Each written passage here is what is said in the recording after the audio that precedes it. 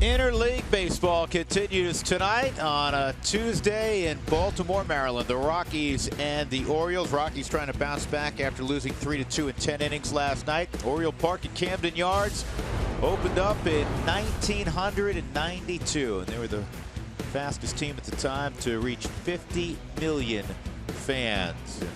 Off in the distance, the famous warehouse, and then Utah Street. Charlie Blackmon has a little plaque up there from a home run he hit in 2013 out onto Utah Street. Did a little piece with him earlier, didn't you? Yeah, 392 feet. He was 1 for 1 on the evening. He came in to play a little left field for Charlie Culberson that night. Isn't that interesting? Charlie, by the way, just designated for assignment by the Dodgers a few days ago. There's one plaque on the building. That was Ken Griffey Jr. He hit it on the fly. That's why he's in the Hall of Fame. Yeah. Among other things. Yep. Cargo was playing pepper with Utah Street during batting practice today. Here's the Southwest batting order for the Rockies this evening. Charlie will be up top, and then it's DJ LeMahieu. Nolan hit a home run here last night. Cargo at 318. He's hit 7 straight.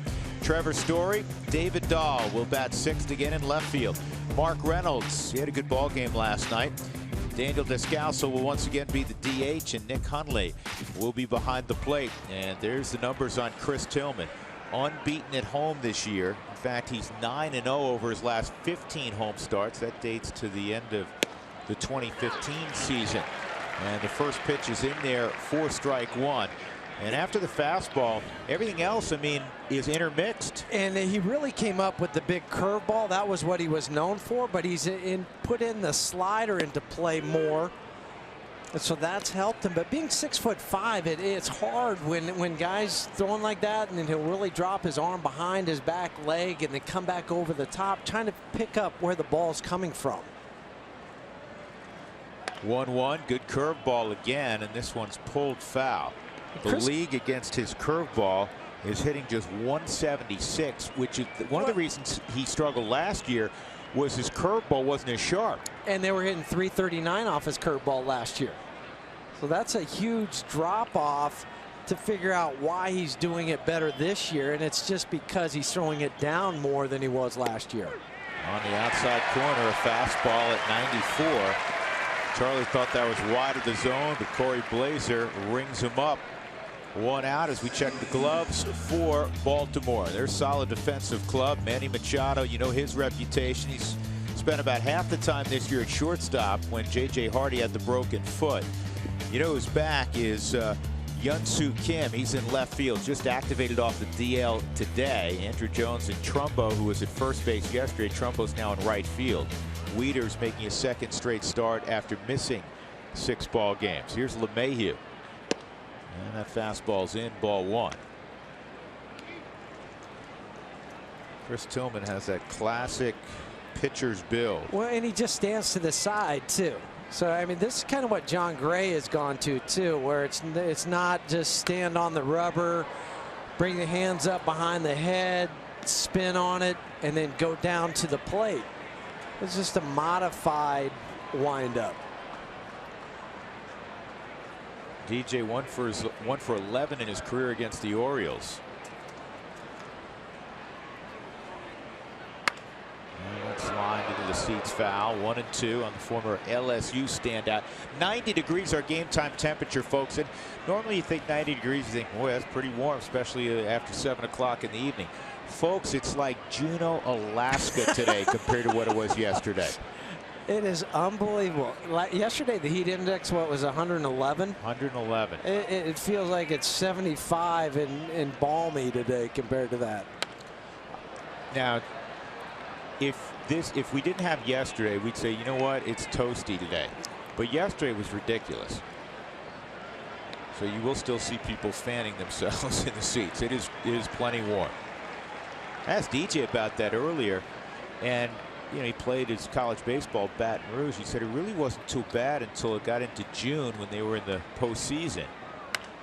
So when you first get there in September, basically it's kind of cooled down, starting to cool down a little bit in Baton Rouge. And for the bulk of the time that school's in session, it's not awful, but Yeah, if you've ever been to Louisiana in the summer, man. Yeah, you can cut the air with the fork and the knife. 1 out. 1-2 count. And this ball sharply hit at Machado.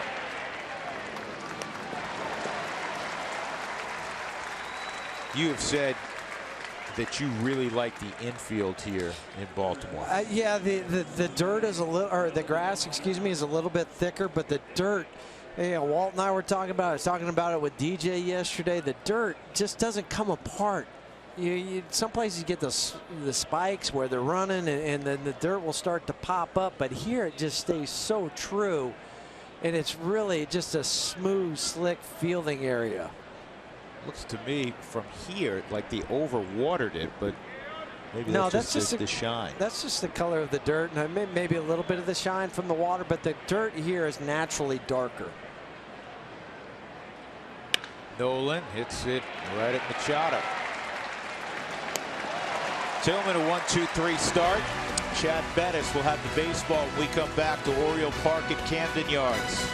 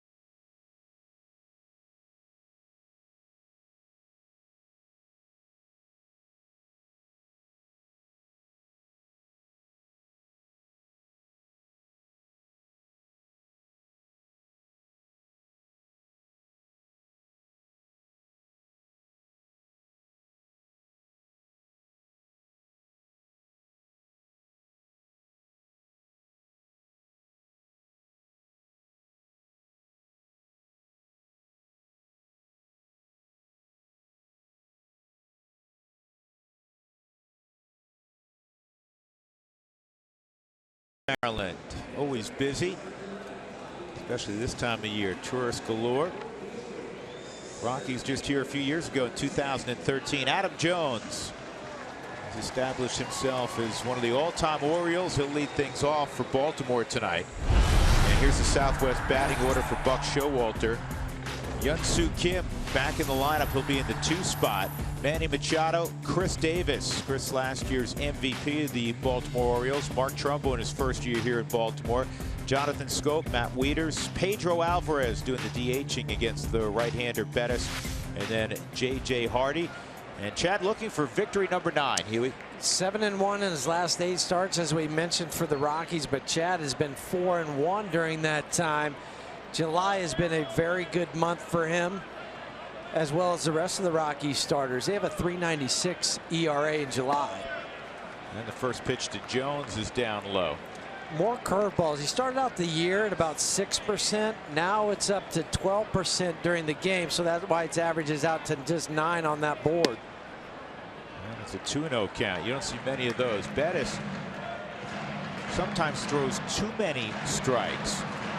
Well, and I know that sounds weird, but you can be too frequently in the strike zone. Good 2-0 slider, and it's 2-1. And he was smart to throw that, and where he did on the Subaru strike zone, because Andrew Jones, I said Andrew again, Adam Jones, excuse me, Adam. Yeah, he likes to hunt that fastball because he's not your typical leadoff hitter. He's hit 3, 2, 3 in the lineup before, but they needed a guy to hit first. And Nolan throws out Jones, 1 gone. Here are the Rockies defensively. Last night was a struggle for the first time all year for Nolan. You never see that. He made a couple of errors. David Dahl has a plus arm.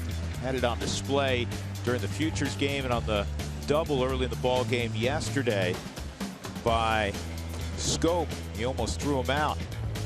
As the rest of the Rockies defenders.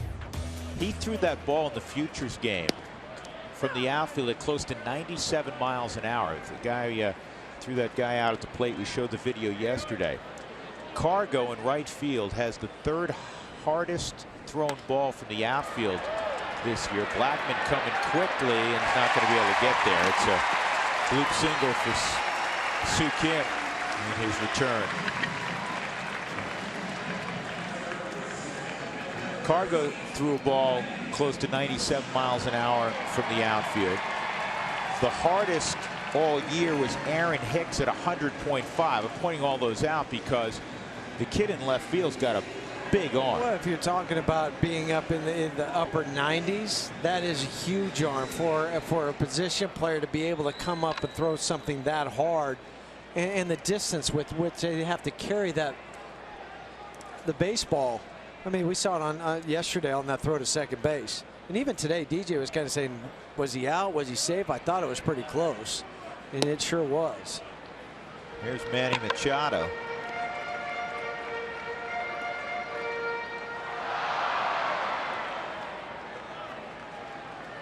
One out.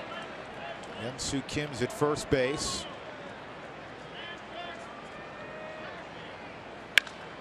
Should be two. There's one, there's two for the 7th time this year. Machado grounds into a double play, and a very fine start for Chad Bettis. We'll go to the second. We'll see the thick part of the Rockies lineup.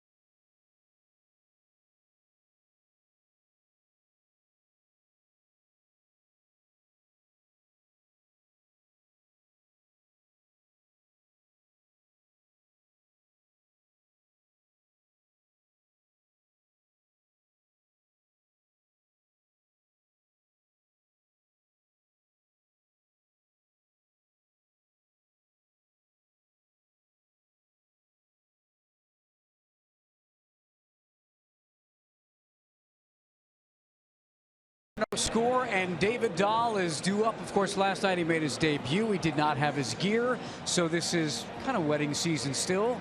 Something old, something new, something borrowed, something blue. Well, old, he had, of course, Mark Reynolds' glove, and Reynolds has been in the league for a while. New was himself, I guess. You know, had a bunch of borrowed stuff. Used Daniel Descalso's bat, and for something blue, I'm going to go with the batting gloves that he used that I have in my hand because, you know, we'll call the purple blue enough. These are the BGs that he had last night. But he's got his gear tonight, guys, so when we see him hitting this inning, everything will be nice. Trevor Story did tell me he thought about wearing Story spikes again, and Trevor was like, come on, I got hits in those spikes too. Let me wear them. You know, what's interesting is that I don't know where they sent his stuff to Bolivia because it didn't get here till like 4:30 today. You thought it would have been sitting here at 8 this morning. I wonder if they refunded his baggage fees. I hope. I told him, I hope there's not a next time for you, but next time put your glove in carry-on. And he said, you know, really wasn't worried much about the glove. He was more worried about the bats. And obviously you can't carry bats in a carry-on. 2-0. Way inside on Cargo, 3-0. Yeah, I think an infielder might think of that differently than an outfielder would because, you know, kind of the outfield gloves are very similar, but infielders, they're very unique with their gloves. They don't like to borrow somebody else's. It just feels different. There's a strike. Well, on that subject, Mark Reynolds, Daniel Descalso's used his outfielder's glove. He's used his first baseman's glove. And of course, last night it was Dahl using Reynolds' outfield glove. 3-2. Cargo chased off speed. There's Daniel. He's DHing again tonight. Yeah, he doesn't need to worry about a glove. Just make sure he has enough baseball bats.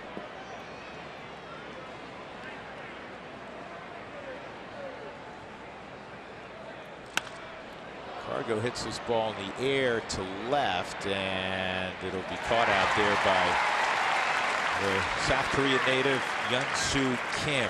1 out, and that'll bring up Trevor Story.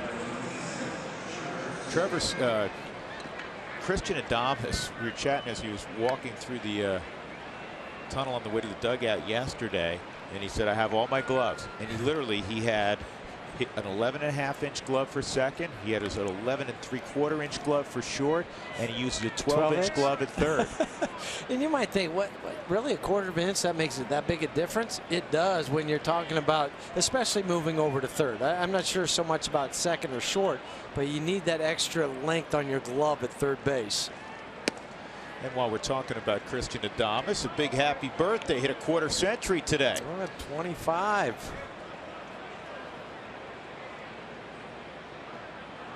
You know who else's birthday it is today? Ray Dominguez. Is Big Ray's birthday today? Chef extraordinaire for the Rockies, down there in spring training at the facilities, down there for fantasy camp. Ray's on the trip, too. Ray's on the trip, so it's his birthday today, too. Happy birthday, Ray. Whatever you're cooking, we're eating. But you got that right. That's a called strike. 1 ball, 1 strike now on Story. It's going to be a battle all night. This guy, Tillman, doesn't give in much. He's just gotten better as he's gotten older. I say older, he's 28 years of age, but there was some lean years for Chris Tillman. I'll tell you something interesting about him. And we talk in life, not just sports, about perseverance. Baseball will really teach you perseverance. This guy's been an all-star. He's 14-2. He went back and forth to Norfolk in AAA 8 different times. Yeah, between 2009 and 2012. That's what I mean. He's just gotten better as the years have gone by. Story got a pitch to hit. He worked underneath it, popped up J.J. Hardy territory, 2 outs. And last year was a little bit of a rough ride, 500 record, but the ERA was up a 1.5, close to 2 runs over what he had done in 2014, and 15 games in 2012, 2.93 ERA. But he has a chance this year. It's going to shock some people, but he has a chance to be the first 20-game winner for the Orioles since Mike Boddicker in 1984. When we were growing up, Huey and I obviously grew up in the East. You grew up out West, but when you thought of the Orioles, you thought of 20-game winners every year. Oh, yeah, Cuellar, Palmer, Tippy Martinez. I mean, the list, Pat Dobson. In 1971, they set a record that will never be matched, at least the way the game's played now. They had 4 20-game winners. To think about that, those guys going out there making their starts every time, that's kind of a rarity now.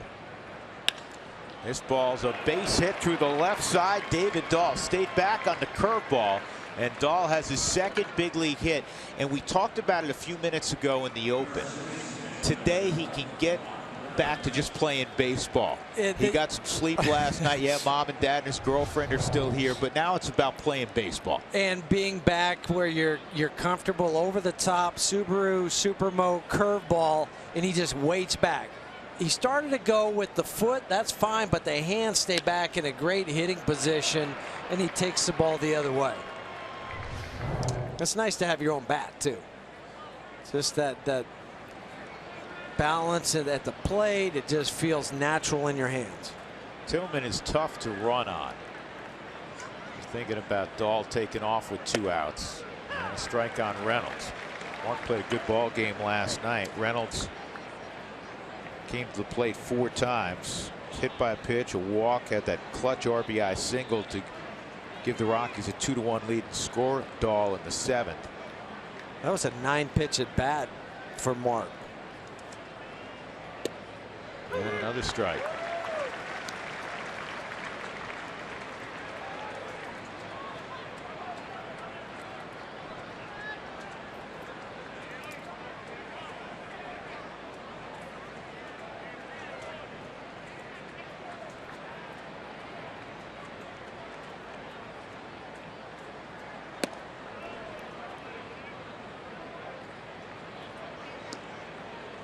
You're just gauging the times of Tillman. He's quick to the plate. Didn't pick that front foot up very high before he starts heading back home. I visited with EY about Tillman, and he said, well, he's a complete pitcher, not just what he's doing when he throws the baseball to the plate. He controls the running game very well.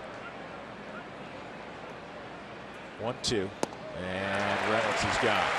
So the Rockies got their first base runner, David Dahl's second major league hit. He is trapped at first, however, middle of 2. No score.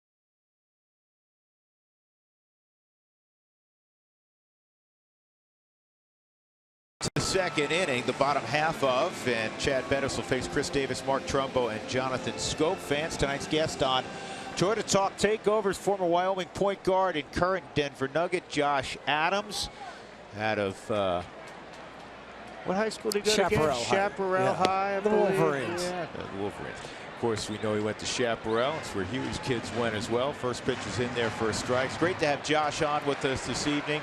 One of the most exciting college basketball players in the country the last couple of years. One of the foremost players in the Mountain West. Honorable mention All-American. Got pretty good hops. I still remember that tip in at in Boulder for the for the high school state championship, the 5A. Yeah, and it knocked off my kids' high school, Arapahoe, in a great, not a good game, a great. Those kids on both sides just battled their tails off. It was one heck of a game. But you have questions for Josh? Fire away tonight. Orioles at 58-40, 18 games above 500. Season best, and a walk to Davis. That's his 56th walk of the year. Top 5 in the American League. Now, Huey made reference to the tip in. This is in overtime. Corey Calvert with the shot, and then Josh flying in for the tip in. And it counted. Calvert went to BYU initially.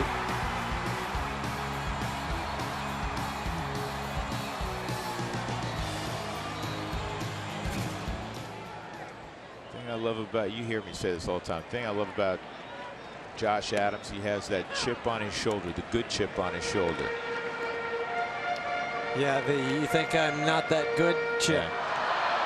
Well, he's proven a lot of people wrong. Yeah, we'll fire a question. Josh, how many people still come up to you to this day, it's been 5 years, and reference that tip-in that you had against Arapahoe in the state championship game?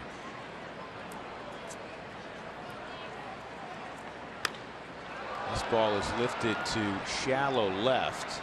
Dahl coming on, under control, makes the catch. So Davis back to first, one out, and that'll bring up Schoop.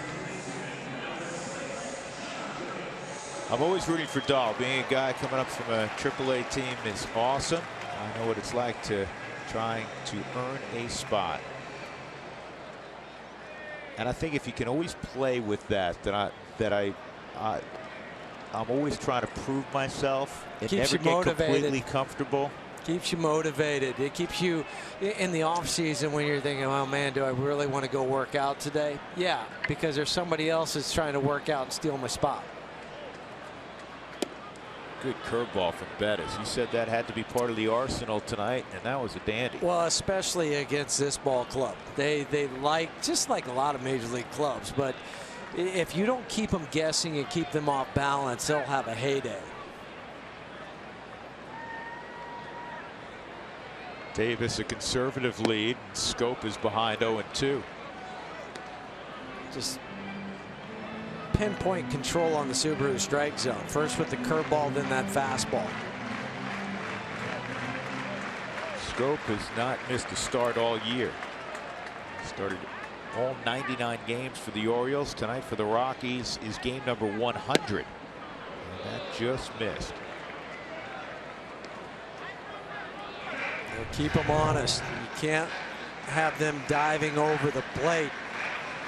Tries to sneak the fastball inside, just missed by 2 or 3 inches. That ball is lined foul.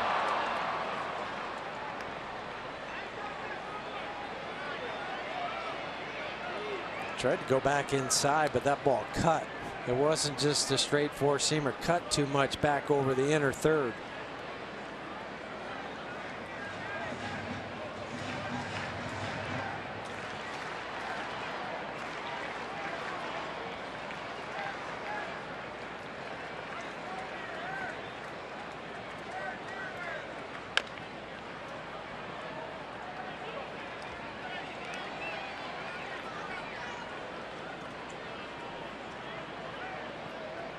An Arenado fan.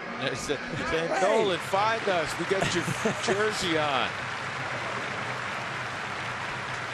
I think that's who he was trying to toss the baseball to. Nobody can find the baseball now. Where'd it go?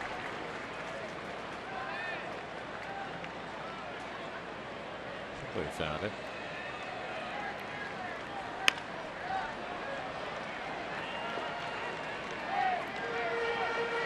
Look who had it the whole time. The baby had it. Don't throw it though. Yeah, the gentleman right in front is in danger right now because the little guy may just fire it. Yep, see? He's getting ready. Yep. There, I told you.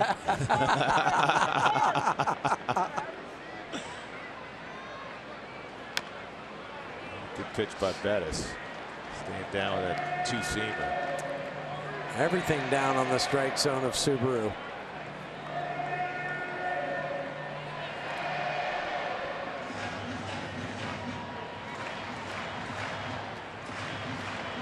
Sturdy second baseman. We were talking about it yesterday. 225-pound second baseman with pop. 17 home runs for Schoop this year.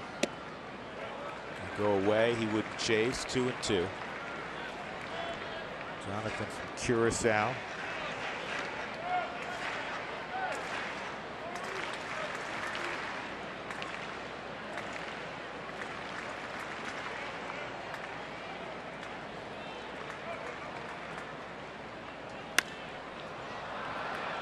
DJ's got a long way to go, but he's going to get there in foul ground and make the catch. Good sequence from Chad Bettis. And that's when we talk about a guy who's tough mentally.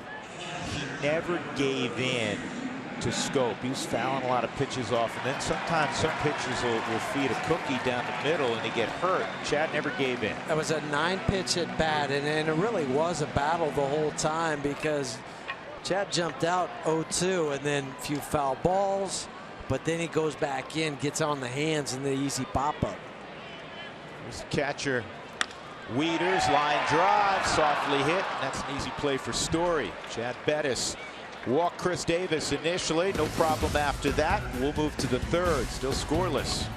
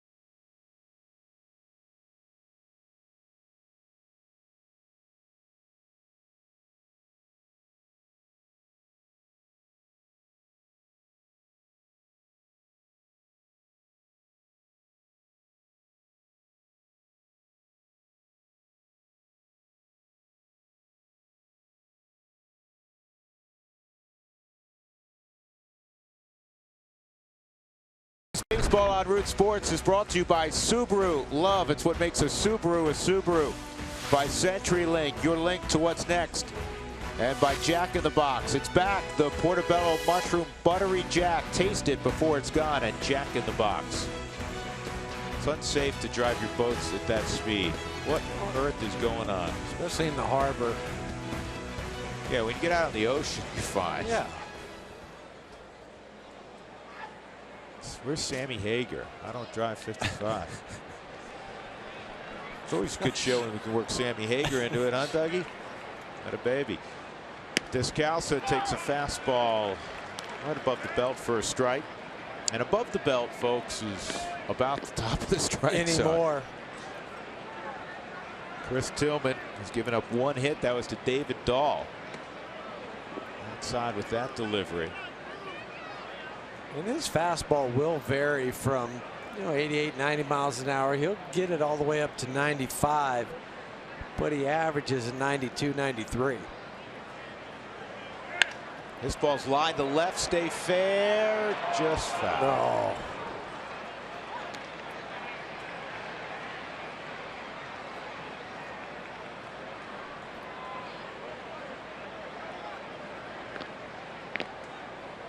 Well, yesterday we couldn't show Ubaldo Jimenez because he was not here. Congratulations to Ubaldo and his wife. They had a baby in the last couple of days, so Ubaldo was on paternity leave. And it's been a rough go for Ubaldo this year. He's got an unsightly ERA, though Buck Showalter was speculating that he may have Ubaldo. There's a base hit. He may have Ubaldo make a start here.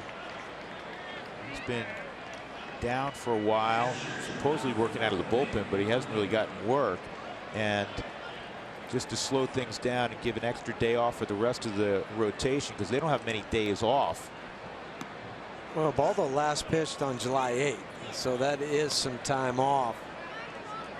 But then if you do start him knowing it going into that game that probably only going to get 60 or 70 pitches out of him, it's got to be one of those bullpen by committees after that.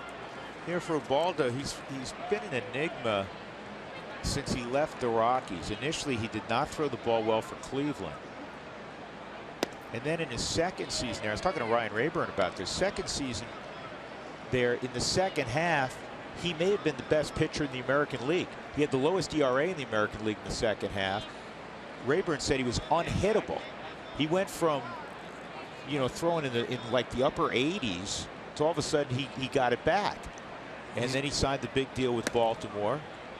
He's going to have to try to get it back again, because we'll watch the game sometimes and you see the velocity is 88 to 91 miles an hour. So I don't think he's ever going to be what he was in a Rockies uniform where he's 98, 99. And last year wasn't bad. I mean, 12 and 10, 411. It's not ace stuff, but it's, you know, middle of the rotation kind of numbers, especially playing in the American League East. Rockies have Descalso on, and this ball's an easy play in left. Kim makes the catch, 1 out, and Hundley's retired. So a second look coming up for Charlie Blackmon against Chris Tillman. Folks, when the Rockies score 7 runs or more, go to participating Colorado Taco Bell locations the following day between 4 and 6 to receive your Rockies taco special. Live Más at Taco Bell.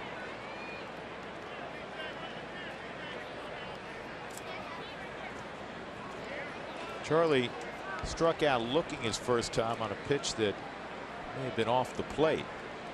Corey Blazer's behind home plate. He's from Pomona High School.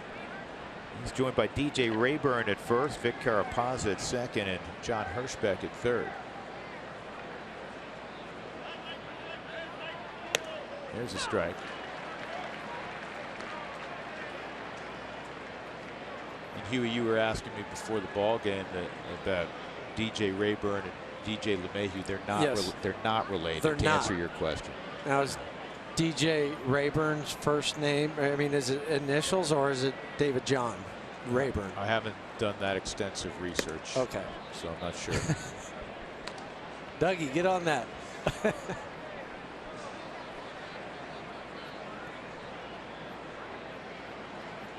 1-1 on Blackmon. Rockies, after losing 3-2 and 10 last night, dropped to 7 and 13 in 1-run games. There goes the runner, and hit and run is fouled off by Blackmon. Charlie was trying to shoot that hole that was vacated by J.J. Hardy. You know, coming into the ball game, there were only 5 qualified outfielders in the National League hitting above 300. You always think of that as not only a power spot, but some real good hitters. Braun, Christian Yelich, Cargo, Starling Marte, the Pirates, and Charlie. 1-2, and that's wasted. Job by Blackmon. There's a group. Charlie, after striking out, has slipped under 300 to 299. Braun's a name that keeps coming up. I was just thinking that. Trade rumors, right? Well, Christian Yelich just keeps getting better each and every year, as well as Marte. I like Marte's game in Pittsburgh a lot.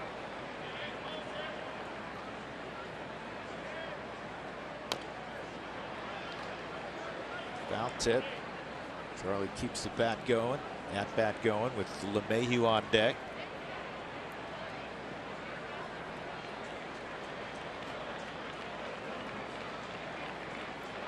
These are the guys that are hard, that can control 4 pitches, and each of them are good pitches. They're average at least.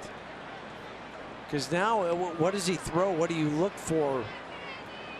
Do you just guess pitch or guess location? Charlie drives this ball to right. It's going to drop. Good read by Descalso. He went about 3/4 of the way, just in case it carried to Trumbo. I didn't know if it had too much top spin off it, if it was going to die in front of Trumbo in right field. That's a good at bat. It's a great at bat. 1-2. Daniel perfect too, because Daniel turned his body so he was facing the outfield, so he didn't have to look over his shoulder. The play was in front of him. So here's LeMahieu. The ball sharply to third, his first time up.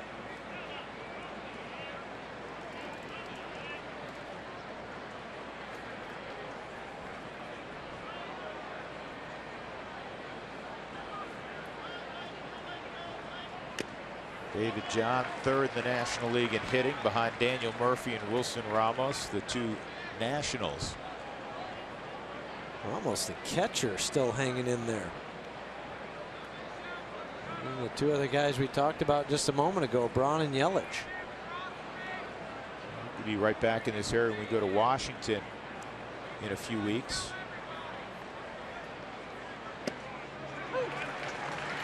0-2.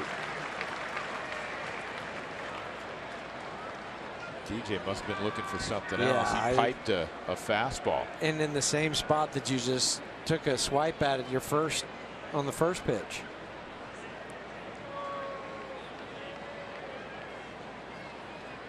Descalso at second. He singled. Blackman at first. He singled. There's one out.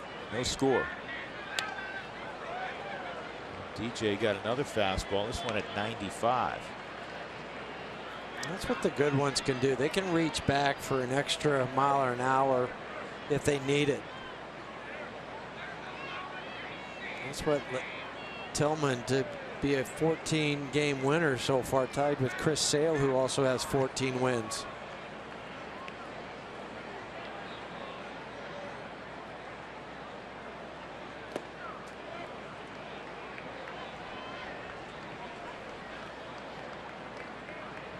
Chris Sale hasn't been in the news much lately. No, not at all.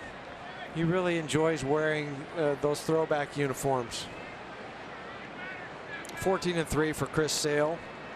Haps 13-3. Porcello 13-2.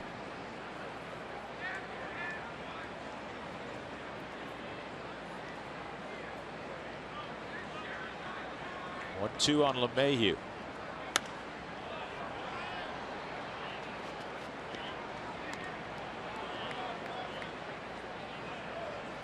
Better crowd tonight. Only 19,000 plus challenged the elements yesterday, the heat element. Tonight it looks like a much better crowd at Camden Yards. It's a great baseball town, historic baseball town. Statue of Babe Ruth right out front, native of this area. And this is fisted through the right side, and Descalso will get a late stop sign from Stu Cole because Trumbo got to it quickly. 3 singles, and the Rockies have him loaded with 1 out for Nolan Arenado with Cargo behind him. And because it wasn't hit particularly hard, and you weren't sure if Chris Davis is going to be able to get it or not. See how close this is on the hands on the Subaru Supermo, and he inside outs his swing, but the ball hangs up in the air, so Daniel for a moment just froze, and then as close as Mark Trumbo was, Stu saying, wait, we've got Nolan coming up, there's only 1 out, I'm not going to take a chance on having Daniel thrown out at the plate. And that's what makes Stu Cole, for me, one of the top third base coaches in baseball. He is able to process all that information and do his homework early. You got to know who's coming up. You got to know who's in, in right field. You got to know your runner. You got to know game situations. So many things. You're not just standing there waving your arm. It's a good decision by Stu. In a blink of an eye. Now, this is what we talked about also at the top of the broadcast. You're not going to get many opportunities typically against a guy like Chris Tillman. You got to take advantage. And especially with the bases loaded and only 1 out. I mean, and your guys at the plate. If you could handpick somebody right now to say, okay, we want this guy at the plate, it would be Nolan or Cargo. Now you got to cut down your swing and get it in play, preferably in the air. 2 strikes on Arenado. Really turns his ball over on the Subaru Supermo.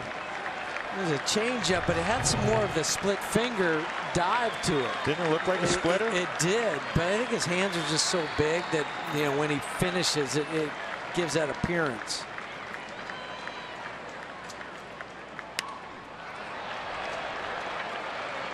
And this is playable for Machado. 2 outs.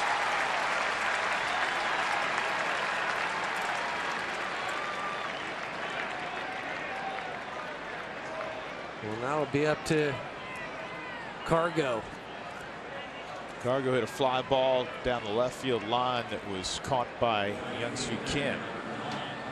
To end the first, or to begin the second inning, I should say. Cargo's hitting his last 7. Cargo got ahead 3-0 in his first at bat.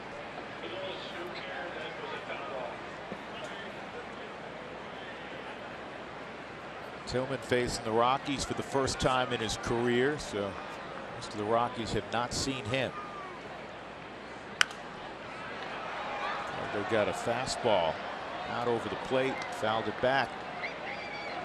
3 singles have loaded the bases for the Rockies in the 3rd.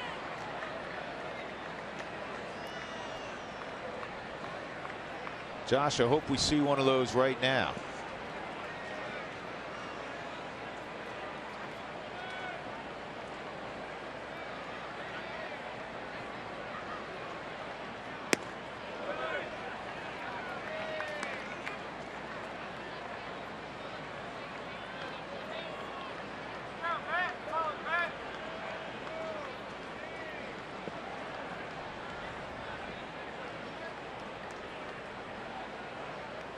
Outfield straight up, infield straight up. Here's the 1-1. Good. Oh no. What a difference that call makes. It's huge. The swing pitch. It is. The difference between being 2-1 and 1-2 when it's not on the Subaru strike zone. And you see the way that Matt Wieters had to come out of his crouch to catch that. I want this ball in the dirt.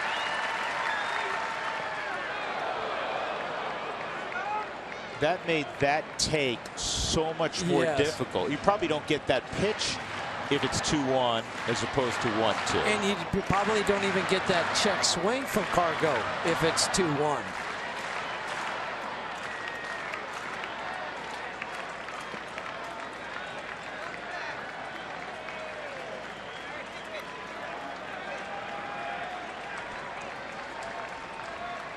Three on board, 2 outs.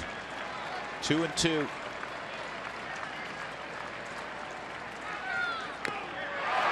Just got a piece. Staying away on the Subaru strike zone.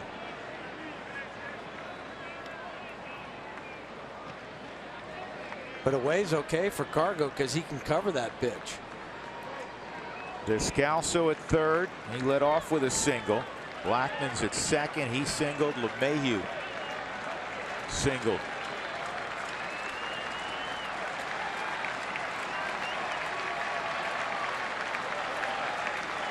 Another 2-2. Line drive to left. It is a fair ball. It'll score at least 2. LeMahieu has got to stop at 3rd on a ground rule double. That is too bad because that ball could have rattled around out there. And a few years back, they changed the warning track here. So I'm a little surprised that it jumped up into the stands because it used to be a rubberized surface working all the way around here. And you'd see that quite a bit. But then they got rid of that because guys were slipping on it when it would get a little wet. They changed it to dirt, but it still was hit hard enough that it goes right over that wall for a double. But what an at-bat from Cargo. I told you a moment ago, you pitch him away, he'll take you away. And that's exactly what he did. And right off the dirt, off the wall. Oh, that's what got it. I thought it hopped off the wall or the dirt to start with. Story swings and misses. He's got a couple RBIs out there. So the Rockies with a huge 2-out double from Cargo. Would have been 3. They got 2. That was a clutch swing of the bat from Carlos Gonzalez. And don't forget that pitch that was called a strike that wasn't. So how much bigger was that at bat for Cargo? Now Story's got to go to work behind 0-2. Cargo now hitting .315 with 2 outs and runners in scoring position. You're hoping it wouldn't slice too much. landed about 6 inches fair.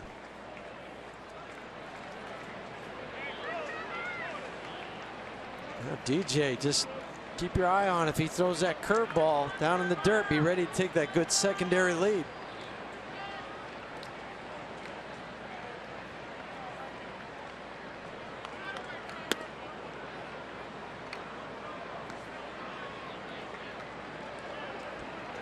That was a large at bat. I told you, it's Josh Adams. Hot knife through butter. You got that right. Baby.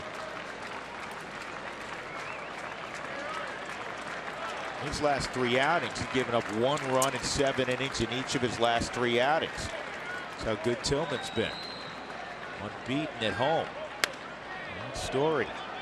Yeah, 8-0 with a 3.23 ERA at home. Out on the road, lower ERA, 6-2. I mean, so those are pretty nice numbers for Tillman.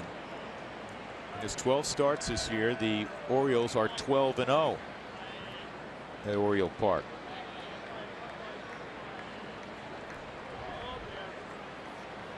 He's from Anaheim.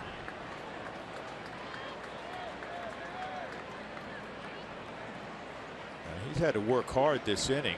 Just noticed this next pitch will be number 61. He's not out of the 3rd. That's good news too. And he'd only thrown 11 pitches in the 1st inning. And these have all been high stress pitches.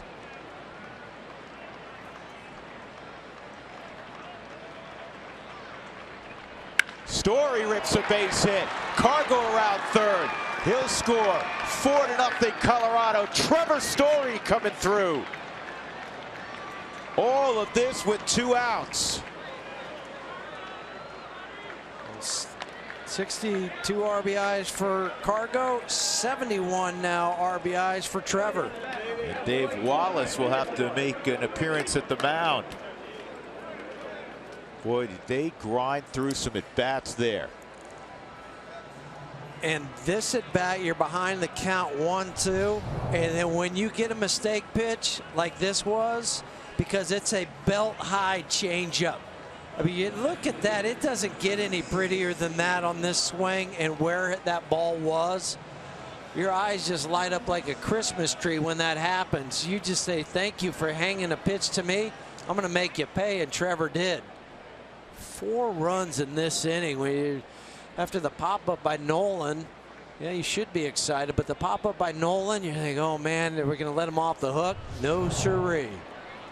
And here's David Dahl. He singled his first time up. Second major league hit for Dahl. He's got his buddy at first, Trevor Story. 4 runs in the inning on 5 hits.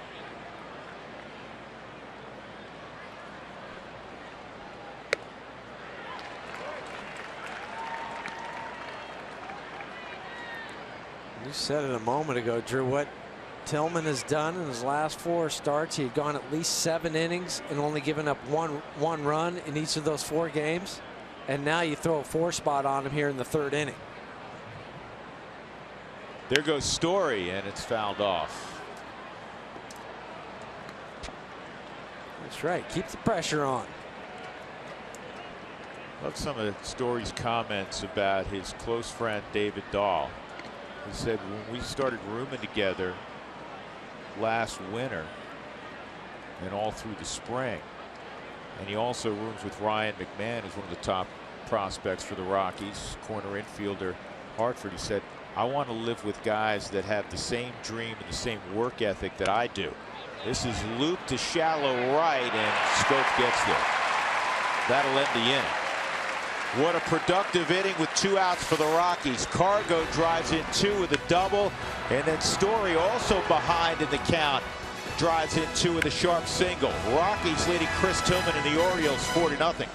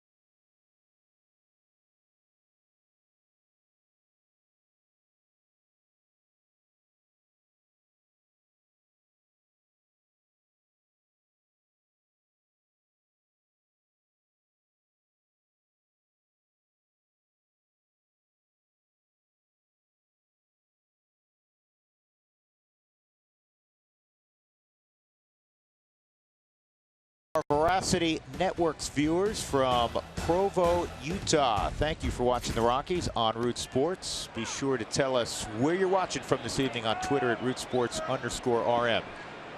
With Jeff Houston and Mark Stout, I'm Drew Goodman. The Rockies are up for 4 runs in the top of the 3rd. Pedro Alvarez is behind 0-2 to Chad Bettis. He's the DH tonight. This is where you hope Chad can have one of those quick innings like he had in the first, where it was just 8 pitches to get Tillman back out there again. Don't give him much time to rest. Cutters in 1-2. Pedro Alvarez 1 for 6 lifetime against Bettis. The one was a home run. Former Pittsburgh Pirate and Vanderbilt Commodore.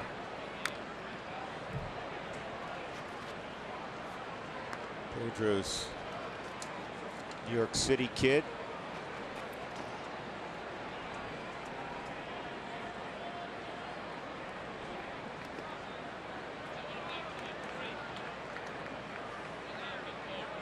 Two balls, 2 strikes. Chad's second on the ball club with 10 quality starts, a couple behind John Gray, who's throwing tomorrow. Good pitch. Right at the knees. Bottom of the zone, and that is the first strikeout of the night for Bettis. That'll bring up J.J. Hardy batting 9th tonight for Buck Showalter. It's just locked up Pedro Alvarez on the Subaru Supermo. Tells me he was guessing something else.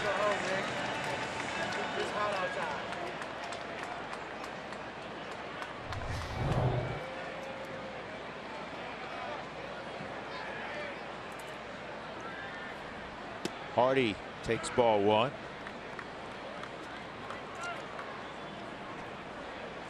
Do you know that JJ, I always think of him as a Brewer. He's now 3rd in games started at shortstop all time for the Baltimore Orioles. 753. Tonight will be 54 starts. The guy who's number 1's pretty obvious. Your old friend Cal. Number 2 is pretty obvious if you think about it also. The Blade, Mark Belanger. 1,898 games for the Blade, Mark Belanger. Yeah, he's got a ways to go to catch him, but he's 3rd.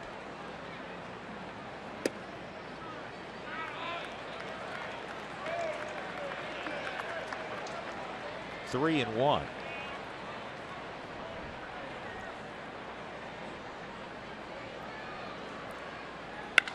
That ball's lined to left. Dahl is going to throw it back in. It's a double. Second hit allowed by Bettis. He fell behind, wanted to go away with that last pitch, and it didn't. JJ hit it for his 14th double.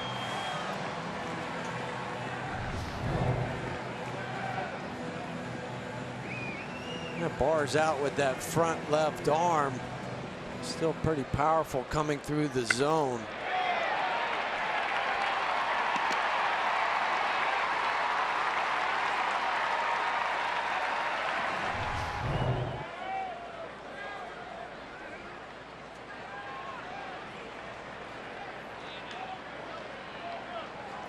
Adam Jones grounded to 3rd his first time. That's down and in.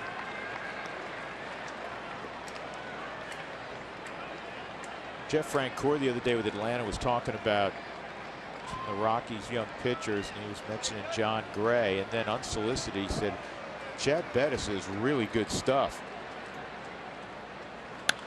That's sliced foul. That's really who you have to ask is the opposing players. You know, sometimes somebody will have a great fastball. You look at how, boy, he's throwing 98 miles an hour. How's it get hit? But you ask some players, I see it real well. And other guys, it might not be that fast, but it gets on you. All these different factors go into what you think of as a hitter. And I think the first thing you think of is, can I pick the ball up easily?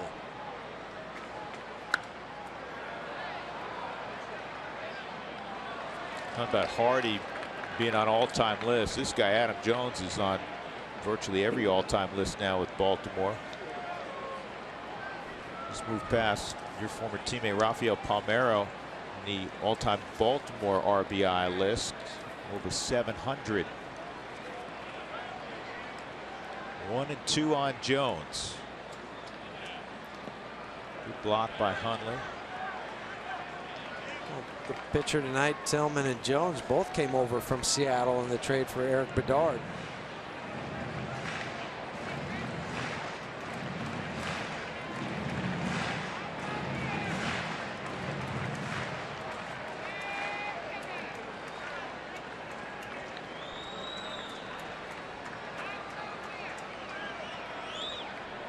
Two on Jones.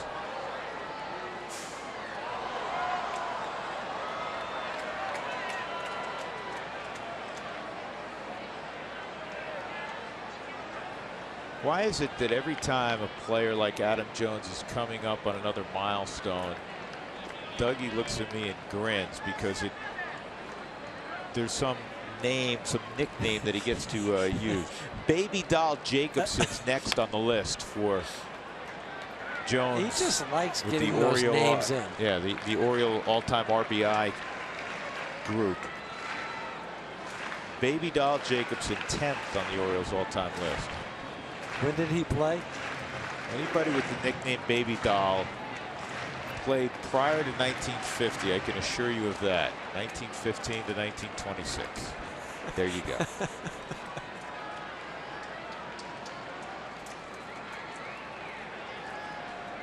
Another 2-2. Good looking pitch. Pitcher's pitch. 3-2. At second with one out is Hardy. Rockies up 4-0. Almost a swing from Jones.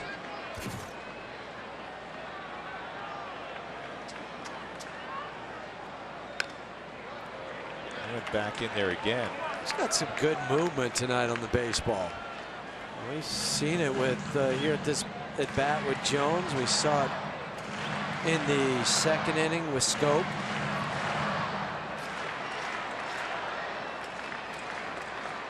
Orioles have won 5 straight. Rockies had a 4-game winning streak going into last night. That was snapped. And he misses. So that'll put runners at first and second. It'll set up a force all the way around for Hyun-Soo Kim.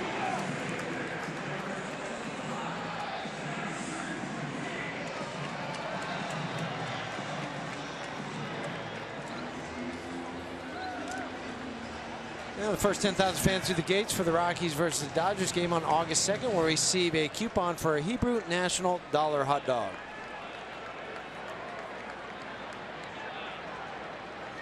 So Hyun-Soo Kim, who just came off the disabled list tonight, singled his first time up.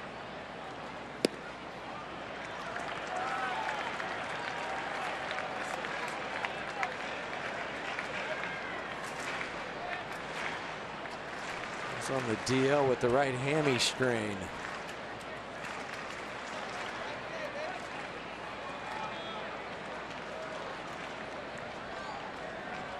Orioles sent out Dario Alvarado, who started last night in left field. This is a ground ball to first, tough pickup, and Reynolds will just get the out at first. And pretty wise move. Adam Jones still runs well at first, and he didn't want to risk it.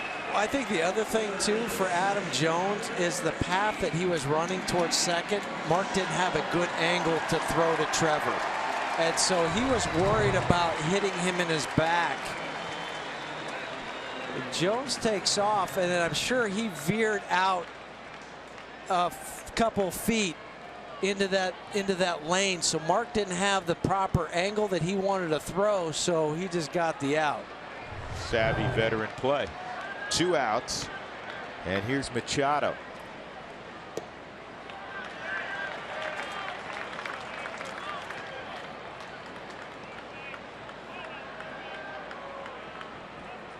That was not an easy pickup, by the way, for Reynolds.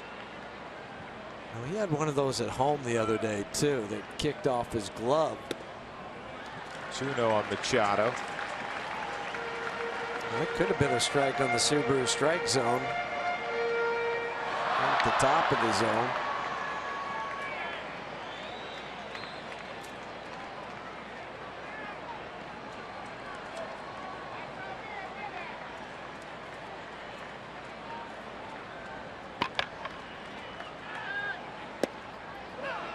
There's a called strike, 2-1.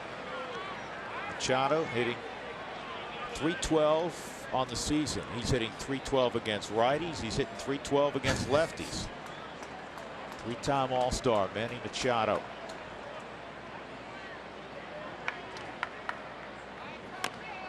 Right out in front of the plate. Hundley's got to hustle, and he will, and that ends the threat. On a little check swing, Nick got out of the chute. Chad Bettis can walk to the dugout, no harm done. 4-0 Colorado. We're off to the 4th inning. Mark Reynolds to lead.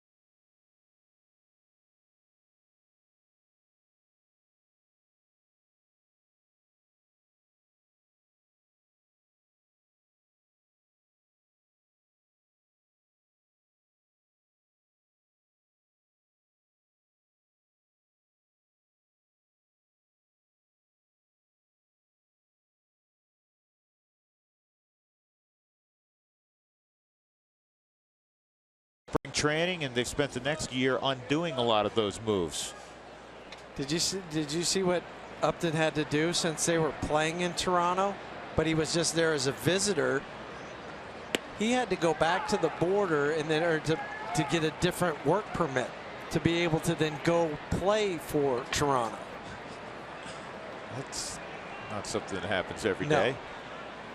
Here's the 0-1 on Reynolds. So he wasn't even at the press conference announcing that he had been traded over to Toronto for that reason. You know, I will say this, good for Melvin Upton Jr. in that he was lost for a couple of years, and he's turned it around now where he became a wanted commodity.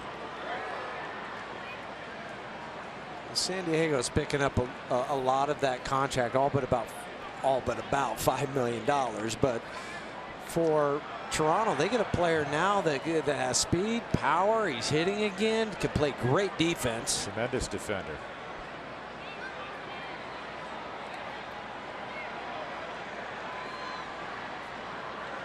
One and two on Reynolds. And Mark bounces this fair long throw for Machado, and safe. Mark Reynolds beat the throw. I think that surprised Manny. Manny played with Mark, and he said, dude, oh man, you didn't run like this a couple years ago. But he got the ball, and then there really wasn't a sense of urgency to get rid of it. And he gets it down the line. Kind of, oh, I got him. No, I don't. Foot on the bag on the Subaru Supermo. Right there. Ball in the glove. Nice hustle. That's how you get that infield single. Great job by Reynolds, and you apply more pressure immediately on Tillman after that rough third inning. The Rockies have the leadoff man on. Descalso started that rally with a single last inning, and he holds up there. It's 1-0. Rockies playing better baseball in interleague this year, and one of the reasons is they're getting some productivity out of their DH. 320 average so far with their DH. 1-1.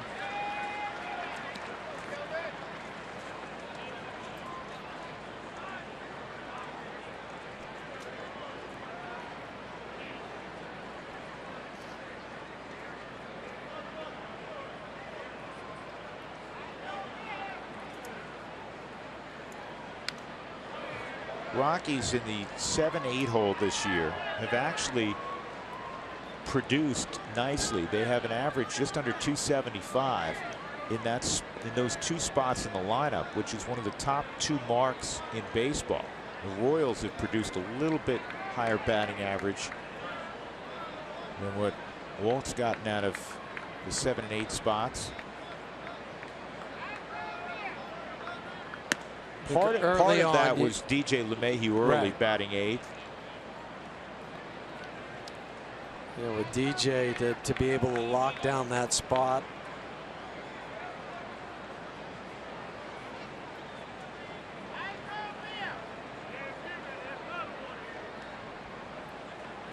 I think that helps those numbers, but you know, tonight you're looking at the 7th spot. Mark Reynolds hitting 275.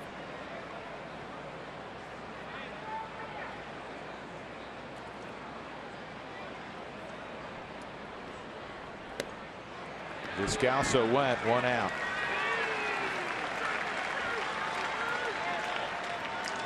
Nick Hundley will come up. He'll get a fly ball to shallow left his first time up. Jennings got a question for Josh Adams. What about his baseball skills? Growing up, I was a better baseball player than basketball. I played first, catcher, pitcher, and a little second. See, I would think you'd be a shortstop or center fielder with speed and quickness that he has.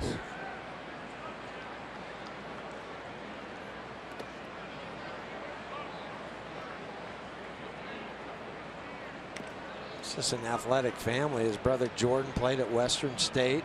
His younger sister Jalen played volleyball over at Fort Hays. Well, I think Josh has a real chance to stick in the NBA. It was fun to watch him in the summer league games.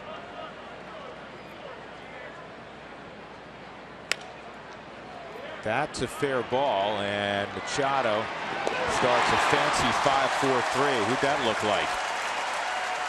That's why these two are the best in the game. Nolan for the Rockies, Manny for the Orioles. Middle of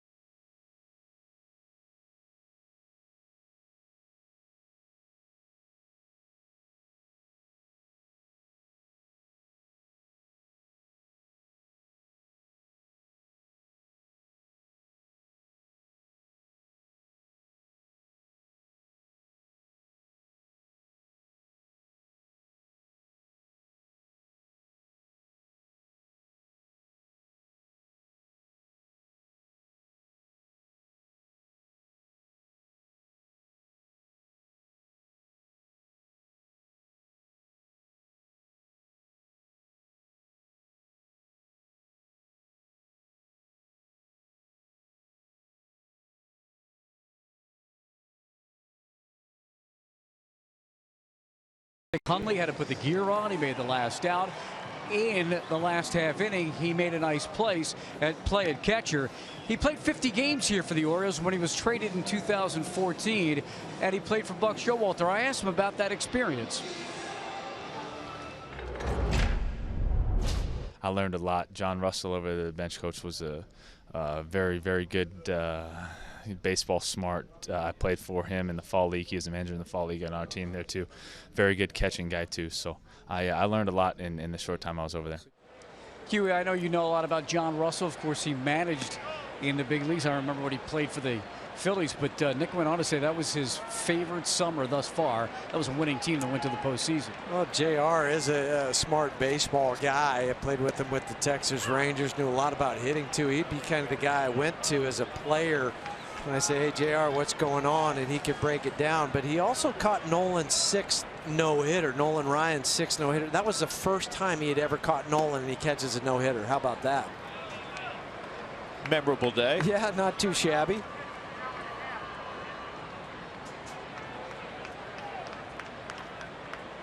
John was a first-round pick out of Oklahoma. 2-1 on Chris Davis. 2-2 on Davis. Trumbo on deck. And then Jonathan Schoop. Rockies leading 4-0. Davis walked his first time up. Team MVP last year for Baltimore. And a ground ball to DJ. He's got to wait on the outfield grass for it. 1 out.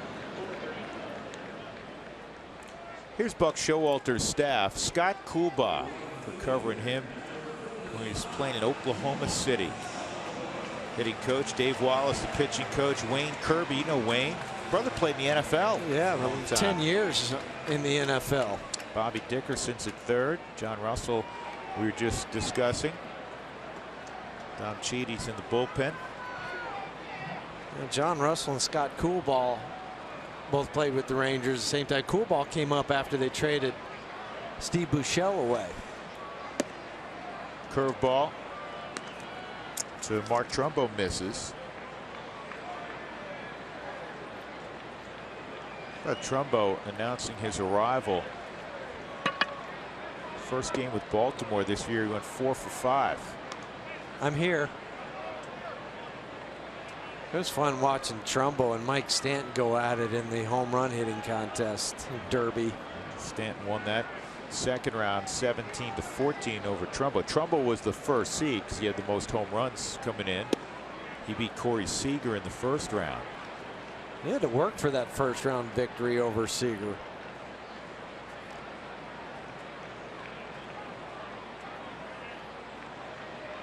Two-one, good pitch at the knees. Cargo was talking about that around the cage today. Of course, Cargo is involved in the home run derby again. And he said, Stanton, he said it was ridiculous. He goes, balls he doesn't even hit well. Off the barrel, they go out. This is at Nolan.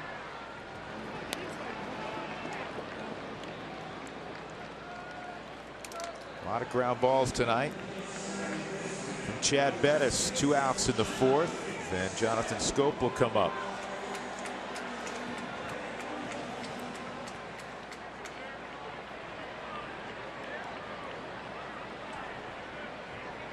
For Chad too in this start, he's pitching in with effectiveness tonight more than he has in a while. I mean, they're not afraid to come inside and just keep pounding inside to try to make the hitters for Baltimore try to open up too quick. It's a great ratio. That changeup, he backed up and he went back-to-back changeups, and it's a 1-1 count. I think what's turned it around for Chad, he had a really good April and then hit a rough patch. His pitch mix has consistently been good. He's got 4 good pitches. This ball on the ground to third. Nolan with a long throw, and it's a 1-2-3 4th inning. To a heavy part of that Baltimore lineup. Rockies behind Chad Bettis leading 4-0.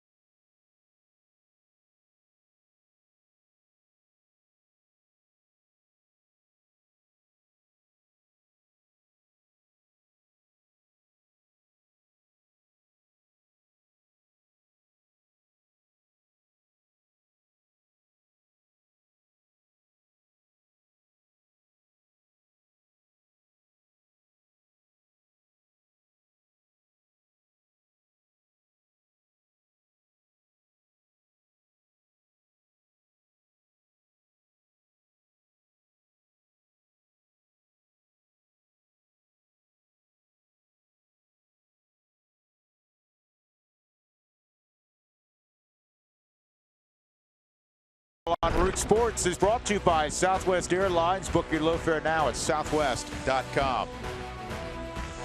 You know what that is, Huey? That's where Charlie Blackmon on August the 16th, 2013 hit a 392-foot home run. Let's flash back. 0-1 cutter. I don't recognize the I guy don't at the either. plate. That's not Charlie Blackmon. I don't know who it is, but he hit it a long way. And forever, his plaque will be out on Utah Street. And there'll be a piece that comes up on the club later on in this weekend. I sat down with Charlie today. We were talking about that. He said, Huey, he said, 392, there's no way. I hit that well over 400 feet. It's such, if you ever come here, and this is one of the parks, I know there's so many good fans who travel around. We see familiar faces wherever the Rockies go year to year. People plan trips to get to as many road ballparks as they can. You got to come here. And it's been nice that the Rockies have played here fairly frequently. 2013, again 2016. And it was after that 13th season, going into the 14th season, that he grew the beard and went from Charlie Blackmon to Chuck Nasty. Had to get a new license, I bet. Charlie strikes out here against Tillman.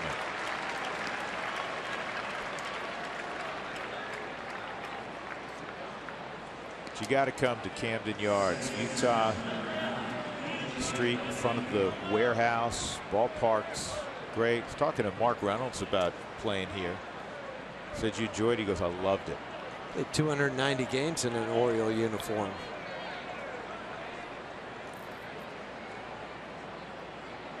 LeMahieu singled in the third and would score.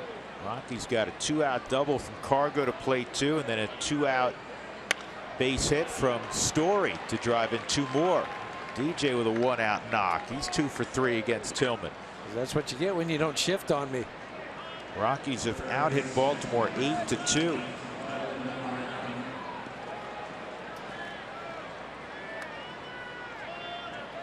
DJ has 9 multi-hit games in his last 18.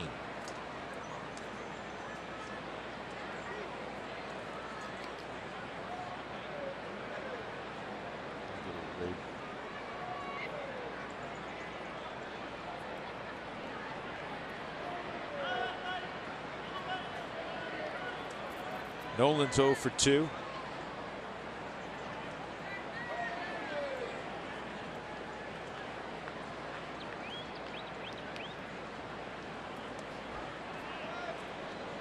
David John LeMahieu at first. Daniel James Rayburn. Found it. Yeah. Is the umpire at first. Somebody's talking about me. Eyes shifting. He's locked in. DJ? Yes, DJ is.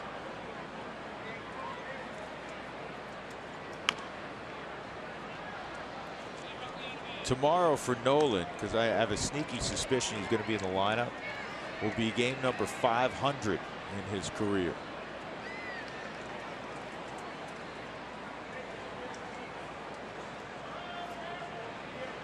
There's some Rockies fans. Ran Ran into some at lunch yesterday from Denver.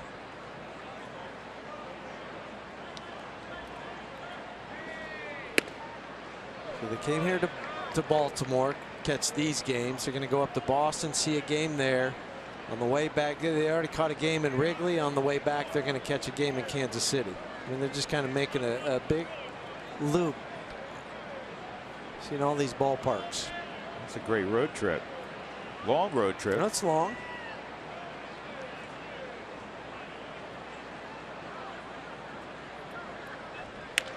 Line drive, fair ball into the left field corner for Nolan.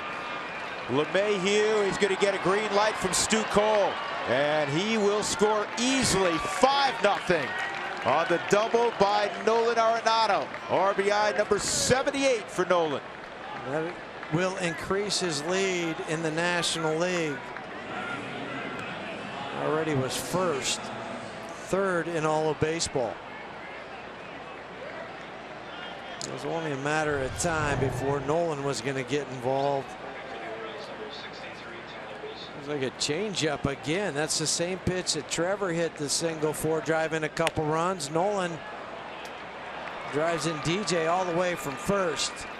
Just like the way he cuts the bag, hits that inside corner. Doesn't matter which foot it is, just make sure you hit that inside corner and really drive that left shoulder. Tyler Wilson is up with Cargo at the plate.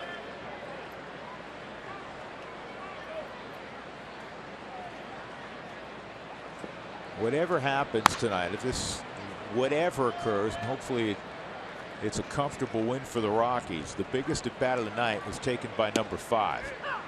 He had a 1-1 pitch that he thought was away. It was called a strike. He was 1-2. He battled to get it to 2-2. And then lined a double with 2 outs and the bases loaded down the left field line. Don't forget the check swing on the 1-2 with the curveball that was down in the dirt that he was able to hold up on. This is pulled toward first. And Davis runs to the bag. 2 outs as Nolan goes to third. And that'll bring up Story.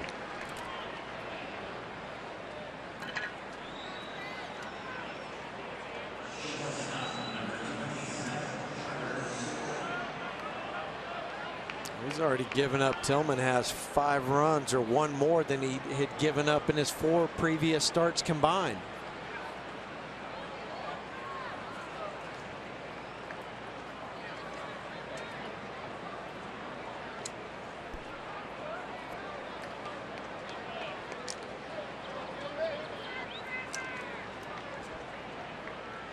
Story with the 2-run single eclipsed the 70 RBI mark. He's at 71.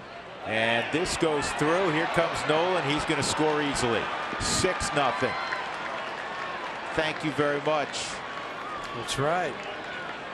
And Matt Wieters, I'm watching him go back to get his mask. He's still limping because of that foot injury. And when he turned to run after the baseball, he conceded that there was no way he was going to have a play on Nolan. It just looked painful for him to have to go back and try to get this ball. That's why just even that moving up 90 feet on that ground ball to first base puts that much more pressure on everybody. Goes by Wieters, and you're 6-0 ahead. And 2-0 on Story. The 6 runs, that matches the most runs allowed this season by Tillman.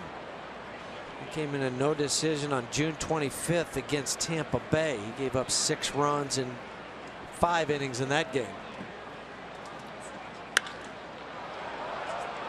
High fly ball to deep right field. And right in front of the wall, the catch is made by Trumbo. In the inning, the Rockies scored 2 more. 6-love, middle of 5.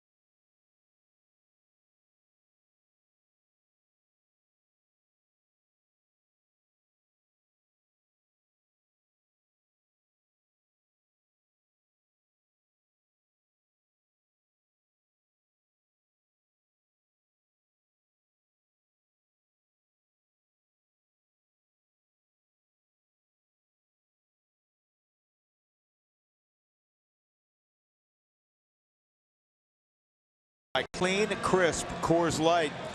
Some notes on Camden Yards. Oriole Park was constructed on the side of an old railroad yard. Camden Yard, that's the name. It opened in 1992. 20 big league parks have been built since. 16 of them were designed by the same architects. HOK Populous. I believe they're out of Kansas City. And Coors Field was heavily influenced by Camden Yards. And the foul pole they used was the one in Memorial Stadium. Did you play in Memorial Stadium? Yes, I did. Yeah, for 2 years, 90 and 91. I always tell the story about playing in Memorial Stadium, and President Bush comes down from D.C. to play in the game, and he was playing the president? Well, before the game. No, he wasn't playing. Yes, that sounded that came out wrong. He played at Yale. I thought, no, well, I know. maybe, okay.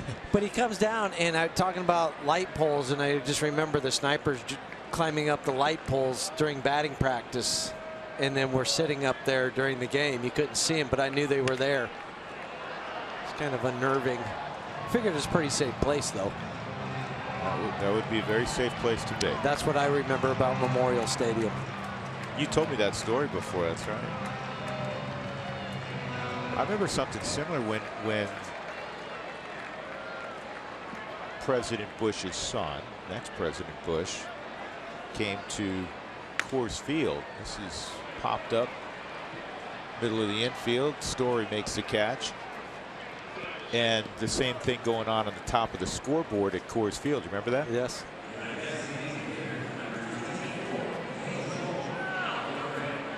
But this was the first stadium that everybody, you got that nice new feel, that smell to it, and say, okay, this is the blueprint. And then after that, obviously Coors Field is still one of the best parks going in Texas. Players love coming to play at Coors Field. We know the fans love visiting Coors Field.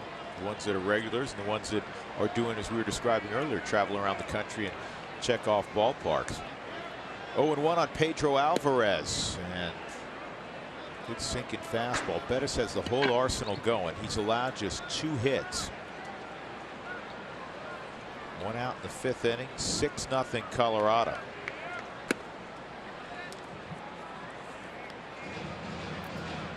Alvarez has become primarily a DH with Baltimore. Been in the field only 11 times this year. Sharply hit. What a play by Mark Reynolds. And Bettis is over there. Great play, Mark Reynolds. 2 outs.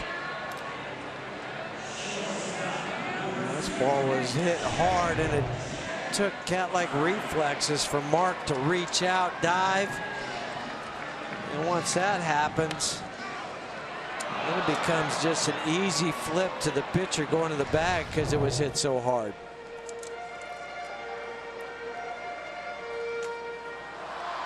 And I like what Nolan's doing right now. He's going over, making conversation with Chad Bettis. 2 reasons. He wants 2 guys to rest. He wants Reynolds to catch his breath. He wants Bettis, who had to hustle over there, to catch his breath. And now set his sights on J.J. Hardy. Hardy doubled his only time. And the fastball buried at the knees on the outside corner. Bettis has stayed out of the middle third of the plate in all 3 quadrants. Low, middle, and up. And he again touches the outside corner. He's been impeccable with his commands. So maybe he gets a pitch off the plate there called for a strike from Corey Blazer.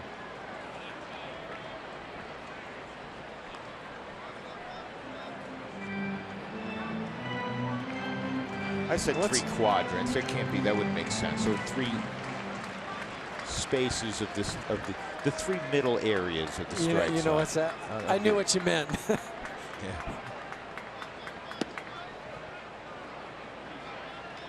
Geometry teacher just called him in trouble. They want their grade back. Yeah, exactly. 2-2.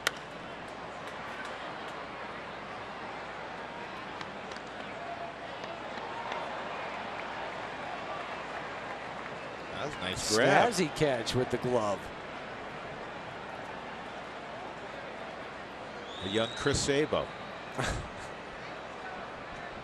just where I go, But whenever I that's see right, anything he's- that approximates the glasses that Chris Sabo, the goggles he wore, we break out Chris That Sabo. was the early 90s of Sabo. 2-2. And Hardy fouls off another.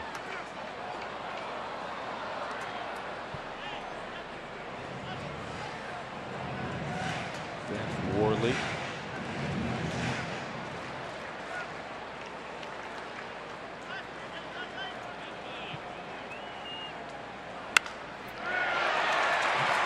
And the third hit for Baltimore, of which Hardy has 2 of them.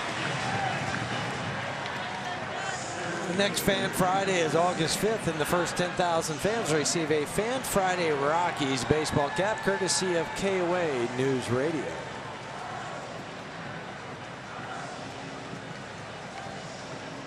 Adam Jones, a walk and a ground out.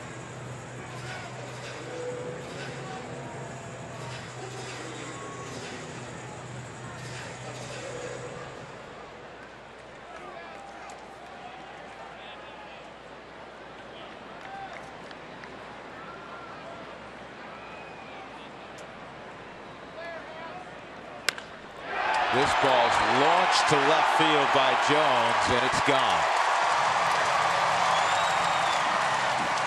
6-2 on the 18th of the year for the San Diego native Adam Jones.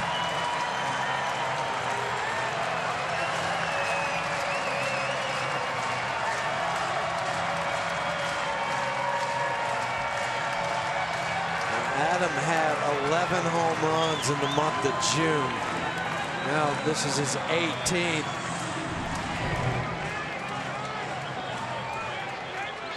A slider that didn't break on the Subaru Supermo. Jones did not miss this. He clipped this one.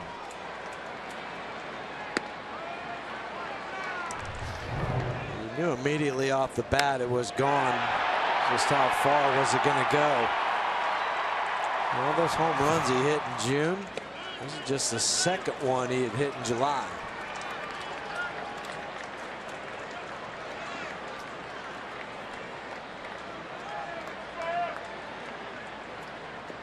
Two 2-0 on Hyun-Soo Kim. That's in there for a strike.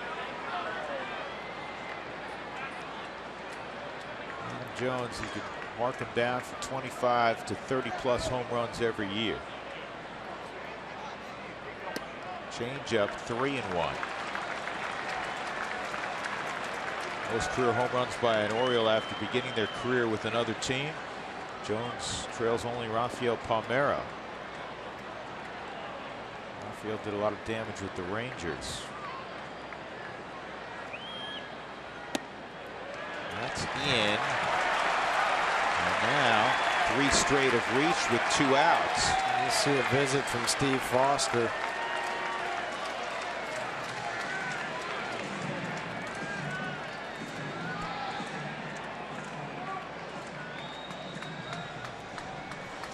The question for Josh Adams. So with Summer League over, what's next? James wants to know for Josh Adams. What do you hear back from NBA teams about camps? Quite a few European offers. And that's for a guy like Josh. That's the challenge and the tough decision. Do you go to Europe where you make a nice living, or do you try to make a team, end up perhaps in the D League and get back to the NBA that way? A lot of fine players that have played in Europe for a long time and made a healthy living. Here's Machado. And Machado takes ball 1. Machado grounded into a 5-4-3 double play and put a little squibber out in front of the plate, handled by Nick Hundley. 6-2 Rockies. Never comfortable facing this Oriole lineup. It's an explosive lineup. They have 149 home runs, do the Orioles.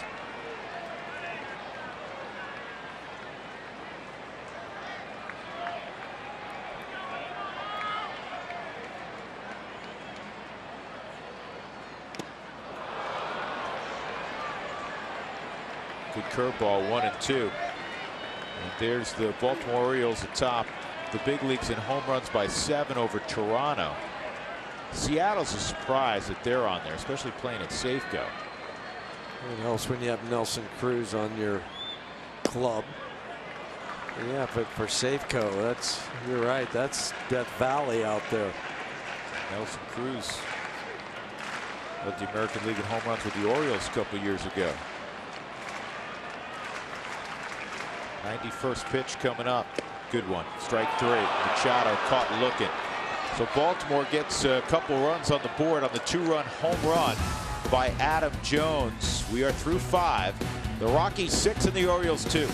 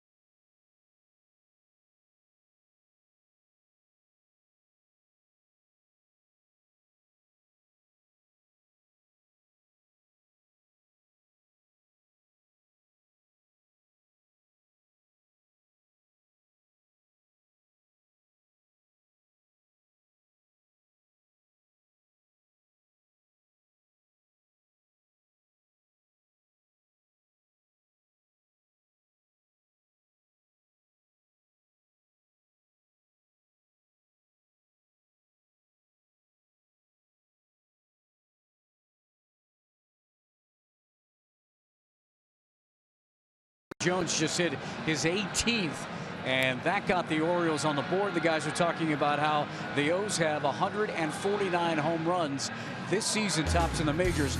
Let's show you the top 2 trios in baseball here tonight. Story, Arenado, and Gonzalez with 73 combined for the Rocks. And then there's Trumbo, Davis, and Machado with a combined 72 for the Orioles as we get ready for David Dahl to step to the plate, who, of course, if he hits one, it'll be his first in the bigs, guys. Yeah, there's Trumbo and Trevor Story. This Baltimore team, year in and year out, presents a scary lineup, especially in this ballpark. Tyler Wilson's going to take over. Chris Tillman, one of the shortest outings of the year for Tillman. He goes just 5 innings. The Rockies tagged him for 6 runs on 9 hits. Tyler Wilson. This will be his 17th game. 4th relief appearance. It's a guy that has started a bunch and 13 starts. Originally a 10th round draft pick in 2011.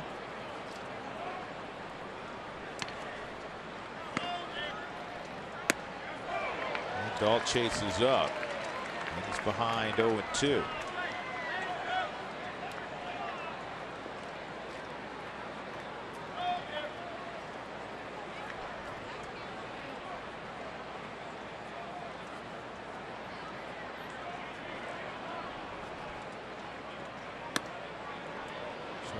Get him to chase there. He stayed off it. I think that's the one thing that David will recognize. The more at bats he has is that pitchers, if you swing at something and miss it, they'll go right back up there again. Wilson strikes out Dahl on a fastball in the upper reaches of the zone. 1 out. For the Rockies, you got to keep adding on. I like that old thought at Coors Field, you're never in a comfortable spot. At this ballpark with that lineup, you never feel entirely comfortable. Mark Reynolds a leg single his last time up. Mark's 1 for 2.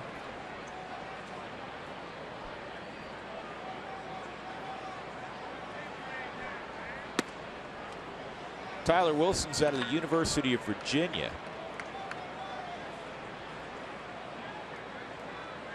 And so is the guy he's facing, Mark Reynolds.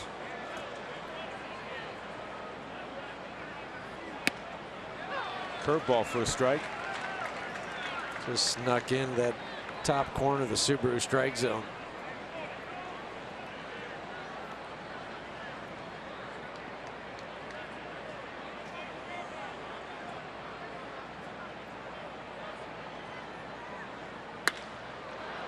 This ball line to Trumbo and right.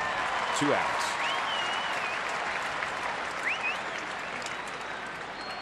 That'll bring up Descalso.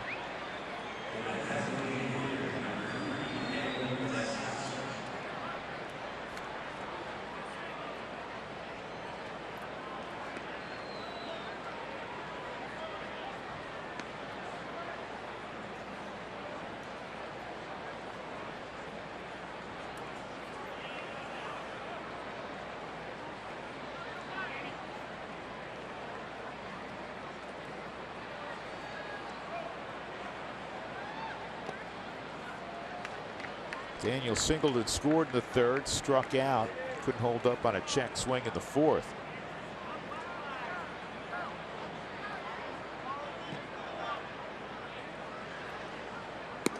Changeup misses, 2-0. Tillman doesn't throw as hard, or excuse me, Wilson doesn't throw as hard as Tillman. Wilson will be right at 90 miles an hour with the fastball. Slider, changeup, and curveball mix. He gets a comebacker, so Wilson works a 1-2-3, 6th inning. We'll go to the bottom half of the 6th with the Rockies in front 6-2.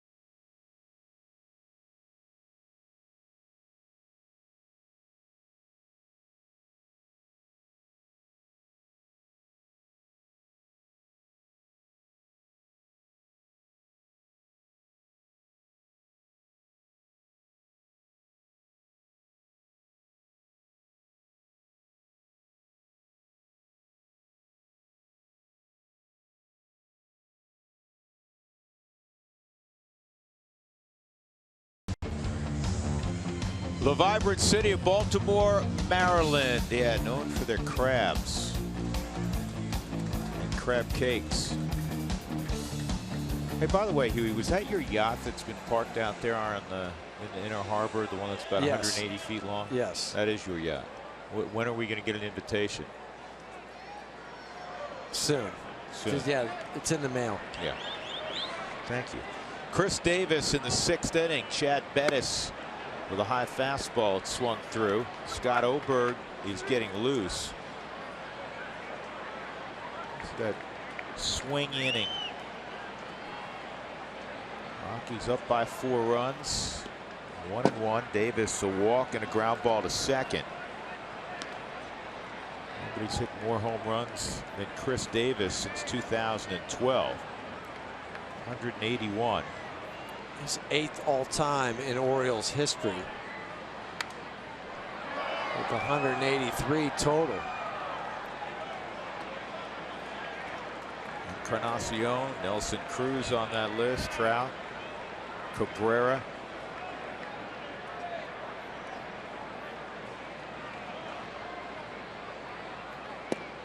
Missed with it, 2-2. Talking to Ryan Rayburn about Cargo. They were both in the same hitting group today. That's a great changeup. Strikeout, 1 out. And, you know, Cargo, we talk about it frequently. He launches missiles in batting practice. He launches missiles in the game, too. And they forged a really nice relationship, he and Rayburn. They kid each other frequently. And I asked Ryan, have you ever seen anybody with that kind of natural power? And he looked at me because he smiled and he goes, one, Miguel. Miggy. So Miguel Cabrera, because he played with him, and future Hall of Famer. This is looped to center field, and Charlie will get there. 2 outs as Trumbo's retired.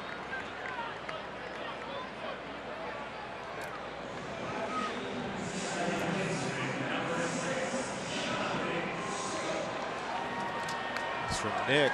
We're still not over you dropping 38 on us. Lobos fan. That happened down at the pit. It was January 16th of this year. He said, neither am I. I enjoyed silencing the notorious pit. Josh could do that.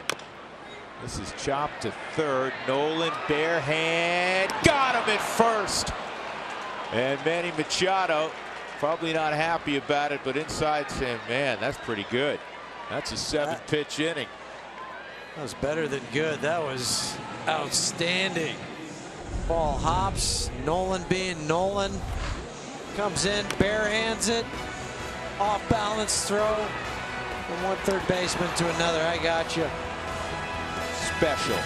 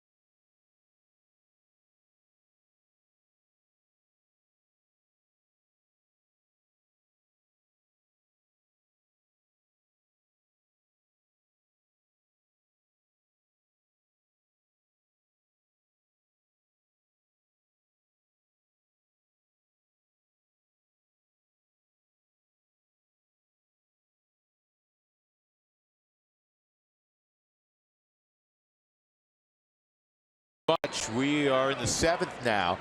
Strong inning in the 6th inning from Chad Bettis. He's at 98 pitches. We'll see if he comes out for the 7th. Jake McGee's up throwing. And Nick Hundley hits the first pitch to Jones in center, 1 out. Tyler Wilson has retired all 4 he has faced in relief of Chris Tillman. Lineup flips over, and here comes Charlie Blackmon again. There's McGee doing his thing. Well, Live Rockies Baseball is here with MLB.com. At bat on your smartphone or tablet, you can stay connected with stats, news, and much, much more. Blackmon 1 for 3, singled back in the 3rd. He was 1 for 4 yesterday. LeMahieu behind him a couple hits. Nolan's got a hit, double, a drive, and a run. Cargo has a double, a drive, in 2. Everybody in the lineup, with the exception of Hundley, has a hit.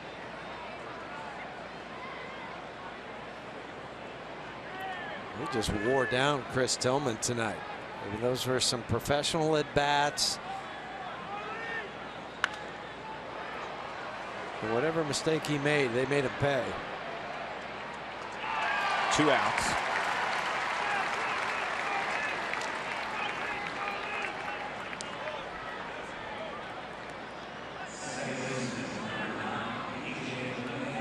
Tyler Wilson on the list, the best ERA among American League rookies. It helps when you toss a career-high 8 innings at Boston. You only gave up 3 hits, and you struck out 6 in that ball game against the Boston Red Sox. I'm not trying to pick on the last 2 guys, but you know, the first 3 guys, Fulmer, we've heard about how good he is. They have legitimate ERAs.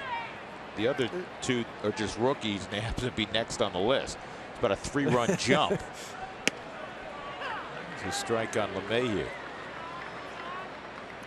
DJ hit .291 in the month of April. He hit .341 in May. He hit .341 on the dot again in June. And so far in July, he's hitting .328. It's pretty steady. What every player strives for is being Mr. Consistency. He was drafted late out of high school in Michigan. And he had a great, not a good, he had a great high school career. 2-time Michigan Player of the Year. And he said the reason he wasn't drafted higher, he said, was the same things that guys criticized him about even coming out of LSU and his early years in pro ball. Well, he's a big framed guy, but he doesn't hit a lot of home runs, and he doesn't run great. 1, 2, 3 inning again for Wilson. He's made good though, hasn't he? 6-2 Colorado.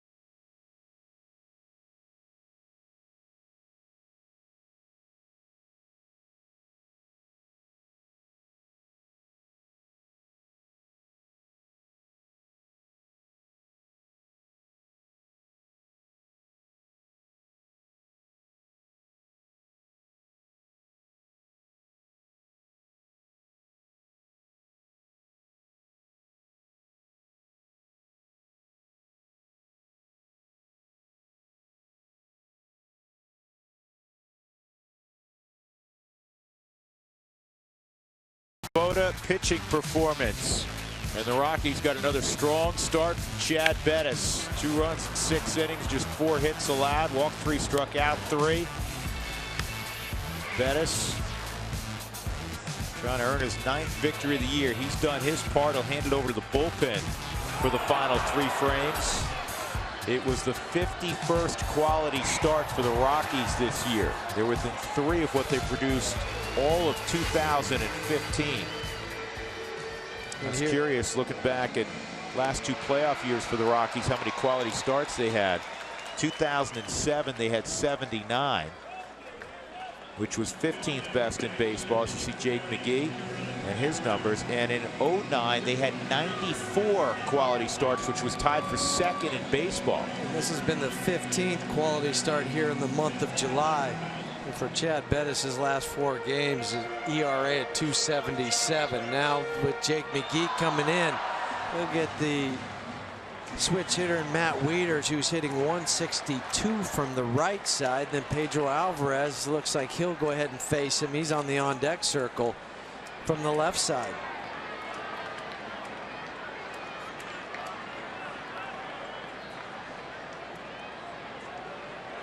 Baltimore leading the tough American League East by 2.5 games. And the first pitch from McGee is in there for a strike.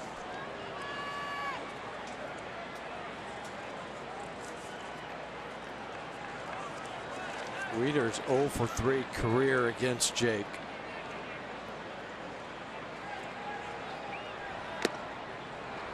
This may be more. This is strange. It may be more of a comfort zone right now for Jake because he's pitched in these ballparks for years, being in the American League East.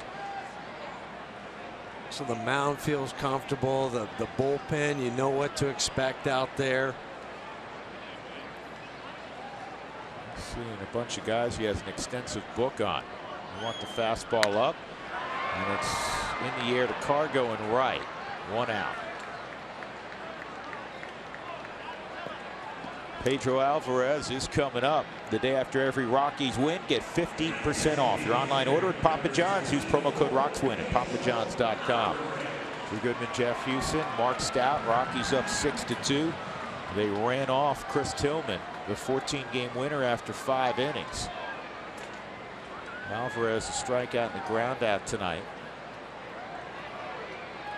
I'm talking about the fact that Pedro has appeared in only 11 games defensively, and there's a reason. I'm trying to pick on him, but he's had 8 chances this year and he's committed 3 errors. That's where you make sure you just lock up the leather and just say worry about hitting. Slider just missed. 1-1.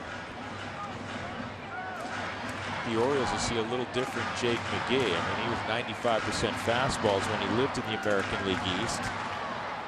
Still predominantly a fastball guy, but you're going to see curveball, slider also. It's a reach back that may have caught the zone, but it was not where Hundley had set up, and you don't often get those borderline pitches called when they are a 2.5-foot miss. Probably nor should you if you miss that bad. 3-1.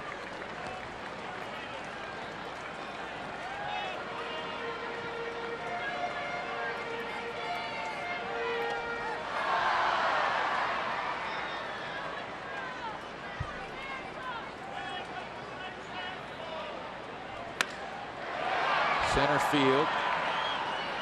2 outs as Charlie makes the catch. I'm a Chuck Nasty fan. Not to mention I'm very envious of the beard.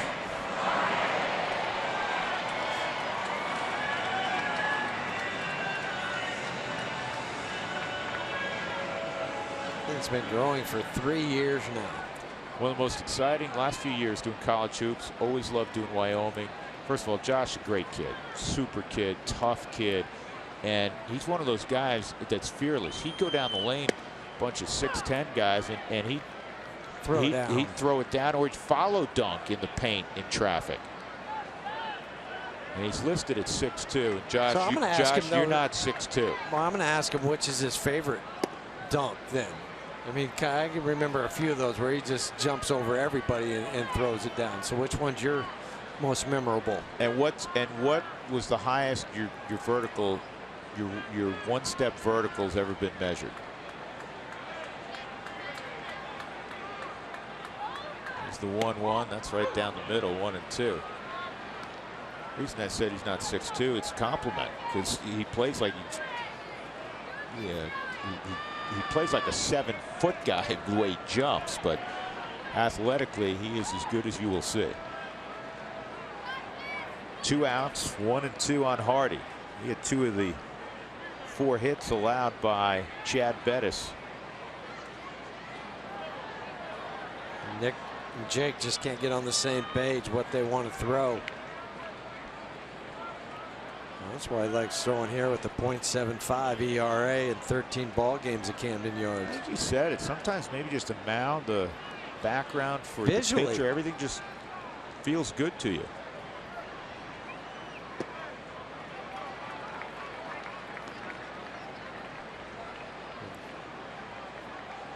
Previous matchups between these two, 1 for 5 is JJ against Jake. Got him. Great inning from Jake McGee. 2 fly balls and a strikeout. And the Rockies will take their 6-2 lead to the 8th. Arenado, Cargo, and Story when we return.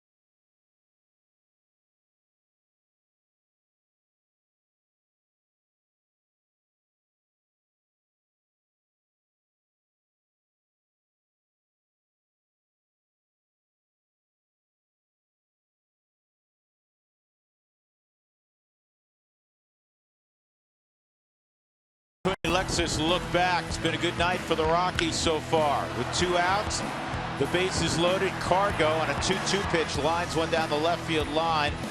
Turned into a ground rule double. It would have scored 3. He had to settle for 2, but Trevor Story said, no problem. I'll throw a line drive single out there, and 2 more came around. And the Rockies had a 4-0 lead. Nolan would drive a double to left. That would score a run. DJ, who had singled, comes around.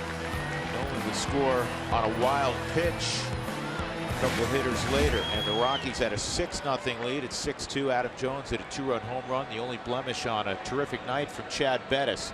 So here we are in the 8th. Tyler Wilson's 3rd inning of work, and Nolan takes a pitch inside. Ball 1. It was a changeup. Wilson has come on and retired all 6 hitters he has faced.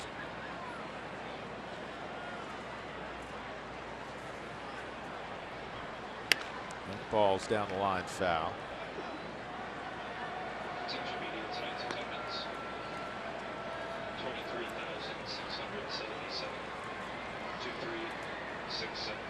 Attendance has been announced. 2,000. That'd be really bad. 23,677.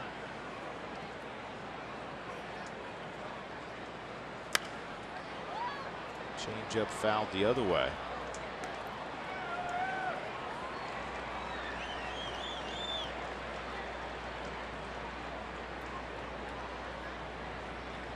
My most memorable dunk was either on Kem Birch or the dunk this year on the kid from Montana State, and my vert is 42. This ball is at Machado. I was at that Montana State game. That was fun to watch. Is there any chance that our 2 verticals combined equal 42 anymore? No. Probably not. No, maybe 4.2 inches. But not 42. Not even 24. That's crazy. Crazy hops. Crazy.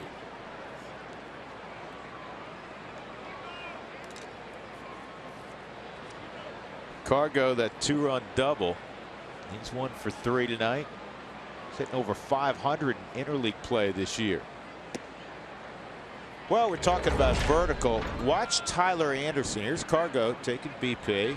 Just clicked another. And Anderson taking a home run away.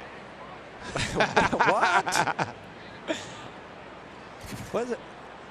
Was it yesterday, wasn't it, that Tyler Anderson was behind the wall shagging when Cargo was hitting? That was funny. He was standing out in center. He was making more plays out in front of the batter's eye. There was one that hit off the batter's eye. Cargo had one off the batter's eye yesterday, one off the scoreboard, which is ridiculous. And then he had a bunch onto Utah Street. So Cargo almost hit the scoreboard again today. There's Tyler Anderson, and Ryan Rayburn said, you can't hit the scoreboard. So the very next swing, swing, he hit one over all the umbrellas out there that skipped up and hit the warehouse. That's a long way, Huey. You know that. Right. That's dead center field.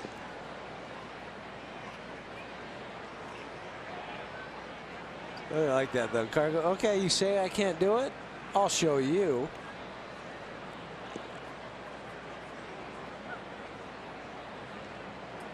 Rockies up 6-2, 1 out. There's the 2-2 to Cargo.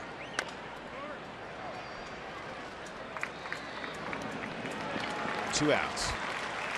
It's 8 in a row set down by Wilson since he came aboard. Now Trevor Story. I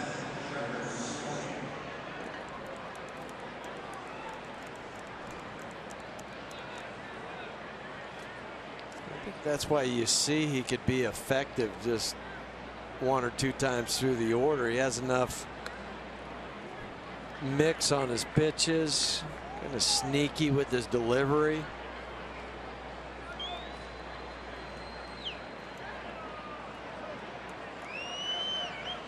Plus, he's rocking the old school stirrups.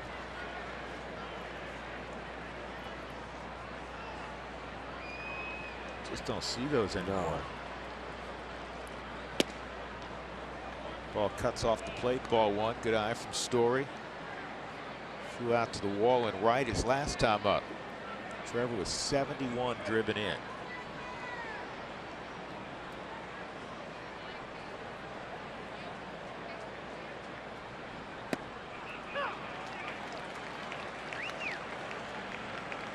He did catch a Subaru strike zone. It was a backup slider. You know, earlier in the night, I was talking about how Story wanted to make sure that his roommates were as driven and as passionate about baseball and had the work ethic that he had. This ball is hit a long way to left. If it's fair, it may be gone. It is a foul ball. That shows you some strength because he was out in front of that.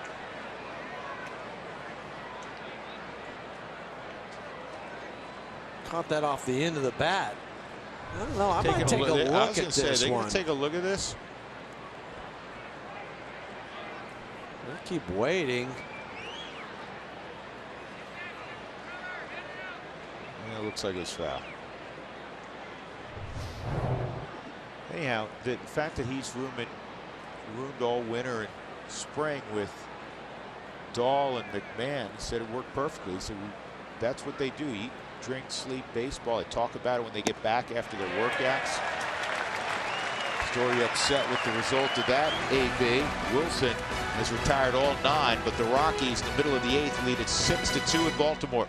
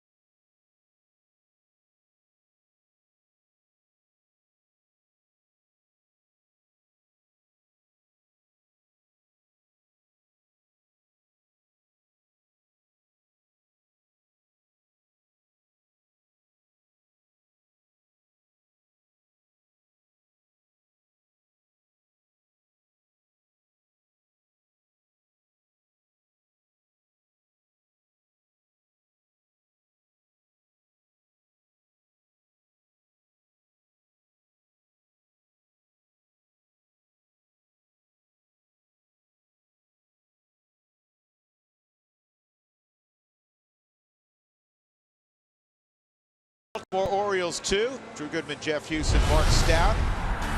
Here's our CenturyLink high-speed challenge answer we've been asking you all week.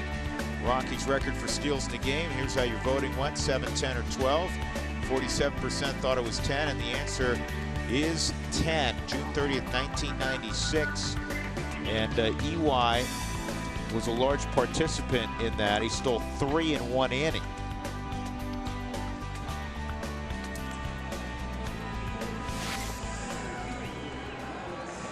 He also stole 6 in that game. I remember that game. Scott Oberg is on in the 8th inning. It's Adam Jones, Hyun-Soo Kim, and Manny Machado. Second appearance since being recalled for Scott. Pitched an inning in the Sunday afternoon game against Atlanta. Clean inning. Did give up a couple hits, able to wiggle out of it with the double play ball. Good to see Jake McGee have a dominant inning. Yeah, 13 pitches, 8 for strikes for Jake. Adam Jones hit a 2-run home run his last at bat to account for the 2 runs for Baltimore. He takes high ball 1. Boone Logan is now up in the Rockies bullpen, in case you want to mix and match this inning.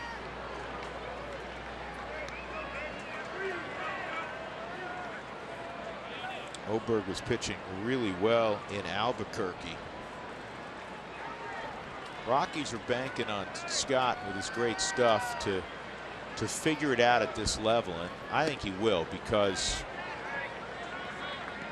there's a makeup factor that you really like. I mean, he's had some tough outings in his big league career, and at least visibly on the outside, he's handled it. And when you have games or stretches like that, you know, if you're not mentally tough and you can't handle it, you'll be gone. You know, you won't make it back. Especially as a reliever. Yeah, you have to have. We always talk about short-term memories for a ball player, especially for a reliever. You got to wipe it away. And he loses Jones. So a leadoff walk, and that'll bring up Kim. You can take a behind-the-scenes tour of Coors Field. Group and individual tickets are available year-round. You'll want to call 303 Rockies and get behind the scenes.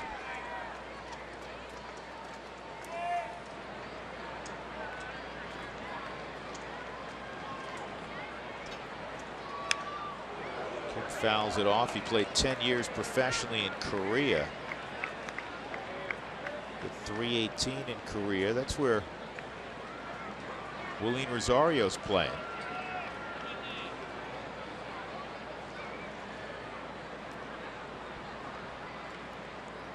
Good pitch.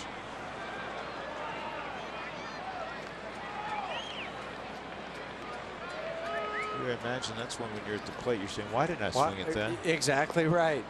It's like, how did I just let that one go?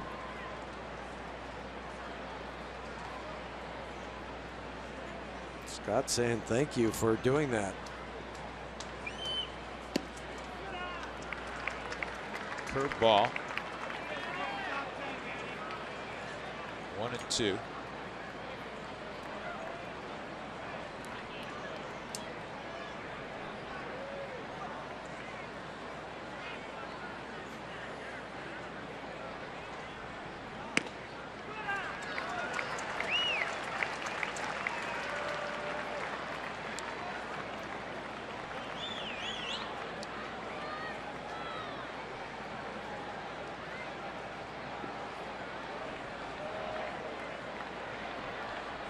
Jones at first. Rockies up 6-2.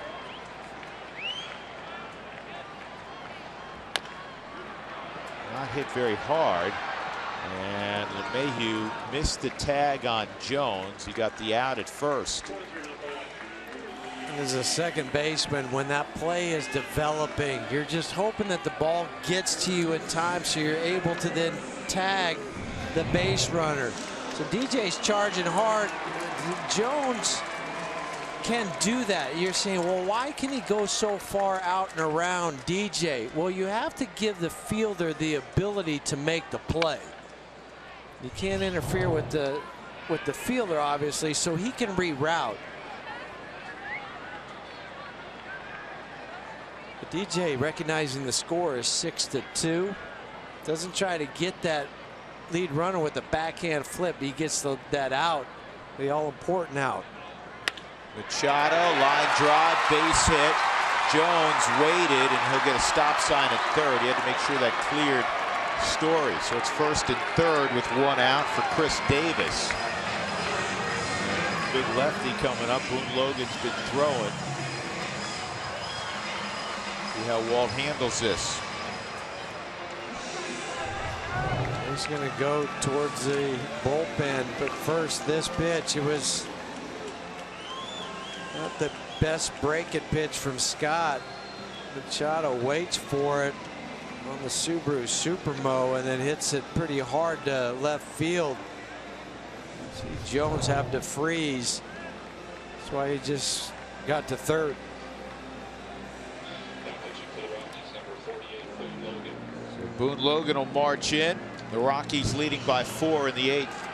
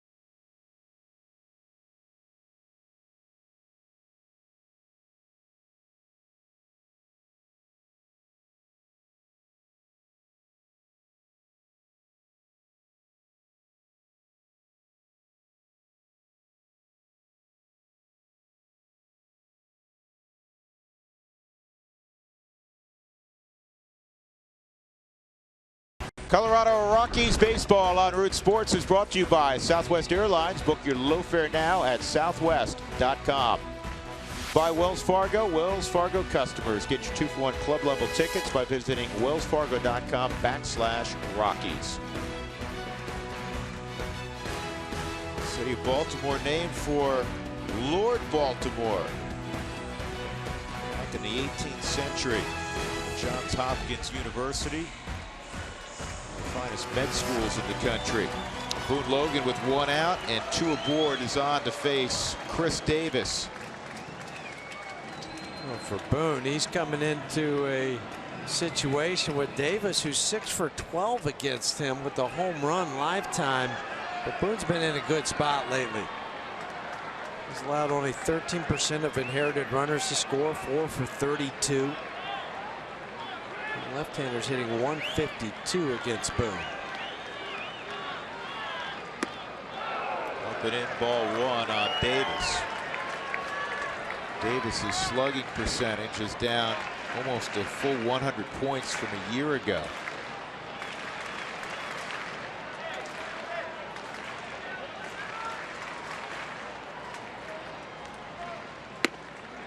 Two and up.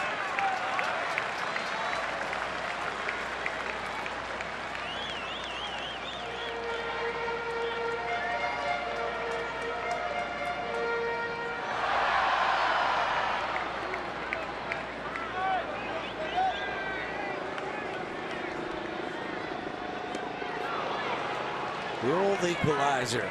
Yep, sitting dead red. He got the slider. 12 miles an hour difference between that fastball and the previous pitch, and then this slider. His swing reminds me a lot of Josh Hamilton's.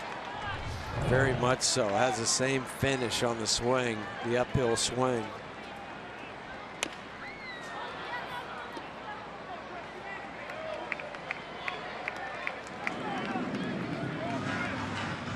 2-2. Well, what do you go to? Do you go back to the fastball and try to keep the hands and arms from getting extended, or the sweeping slider? Kind of like the slider. That's his pitch.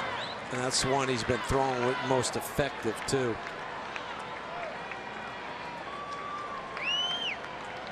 Jones at third, Machado at first. 6-2 Colorado. 2-2. Went fastball, crossed us up, and most importantly crossed up Davis. 2 outs. And none of the pitches in the Subaru strike zone.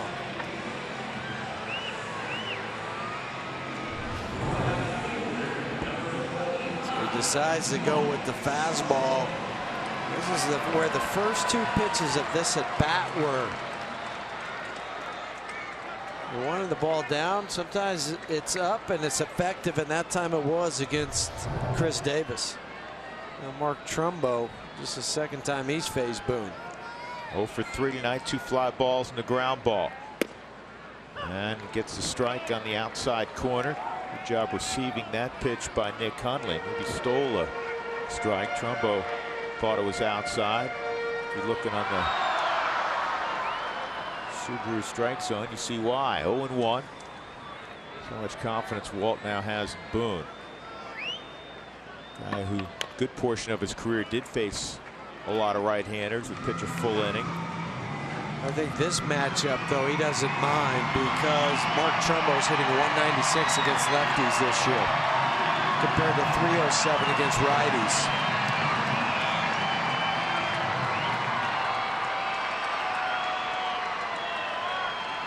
Boone Logan, a lot of time in the American League.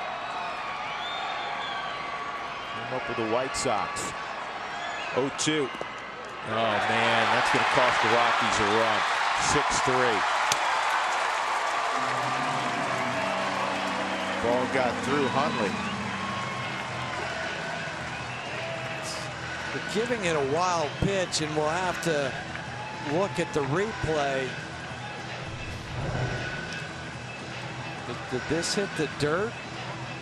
Oh, it skipped off the plate. That's what it was. Skipping off the plate doesn't deaden the ball like it would if it was off the dirt.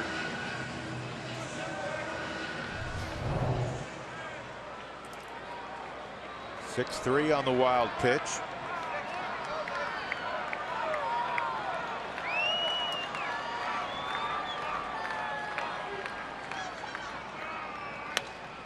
And it's popped up.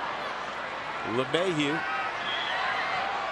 has got it, and that ends the inning. So on the wild pitch, the Orioles score a run. Will go to the ninth. 6-3, Colorado in front.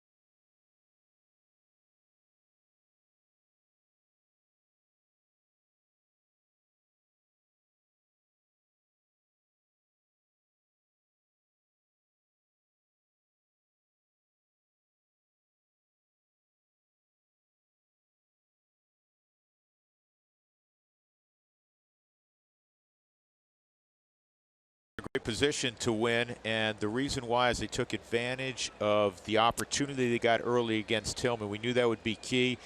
Clutch hit with 2 outs, and both hits that drove in runs. Cargos and Stories came with 2 strikes as well. Yeah, and that just tells you the approach that they had offensively against Tillman. You didn't think you were going to get many, and then when he did make a mistake, he probably wasn't on top of his game tonight, but it doesn't matter. He was undefeated at home and 14-2 on the season. But as I was joking with some of the guys around the batting cage today, I said, hey, he's undefeated at home. They said, yeah, it's time to give him his first loss. The Rockies are 3 outs away from doing that. 1-1 on David Dahl, who's 1 for 3 tonight in his second big league game, and he hits it on the ground to Machado. That's 10 in a row set down by Tyler Wilson since he took over for Tillman. The Rockies have not had a base runner since Nolan's double with 1 out in the 5th inning. Mark Reynolds an infield hit. He's 1 for 3.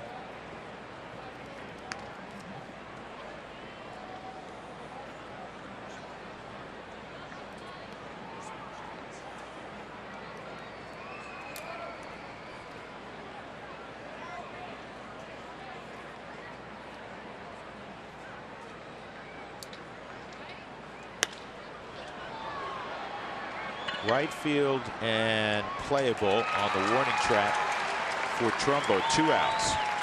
Carlos Estevez will handle the 9th inning.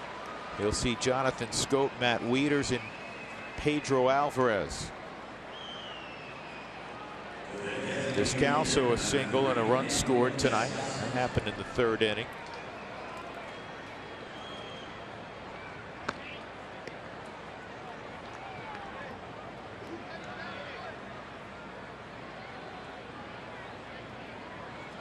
Carlos will get 6, 7, and 8 in the lineup for Baltimore.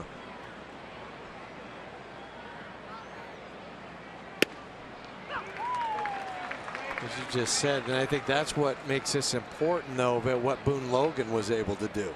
His last 9 ball games, he's given up only 1 hit. That's rather good. Yes.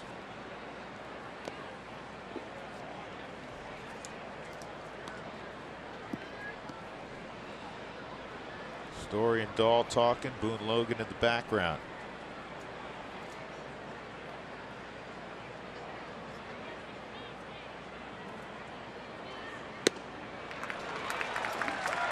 That's a pitch that's confounded the Rockies in the first 2 games of this series.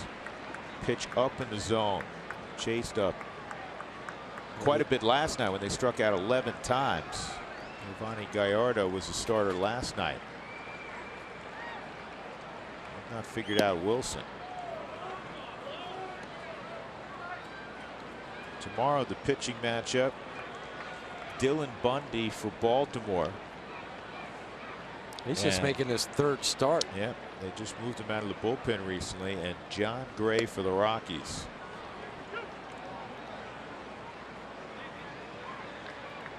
Bundy out of Owasso, Oklahoma. First round pick. Yeah, one of the most talked about prep pitchers in a while when he came out. And Descalso couldn't hold up. 4 perfect innings from Tyler Wilson. Hopefully it's just a footnote on this one. Carlos Estevez looking for the save when we come back.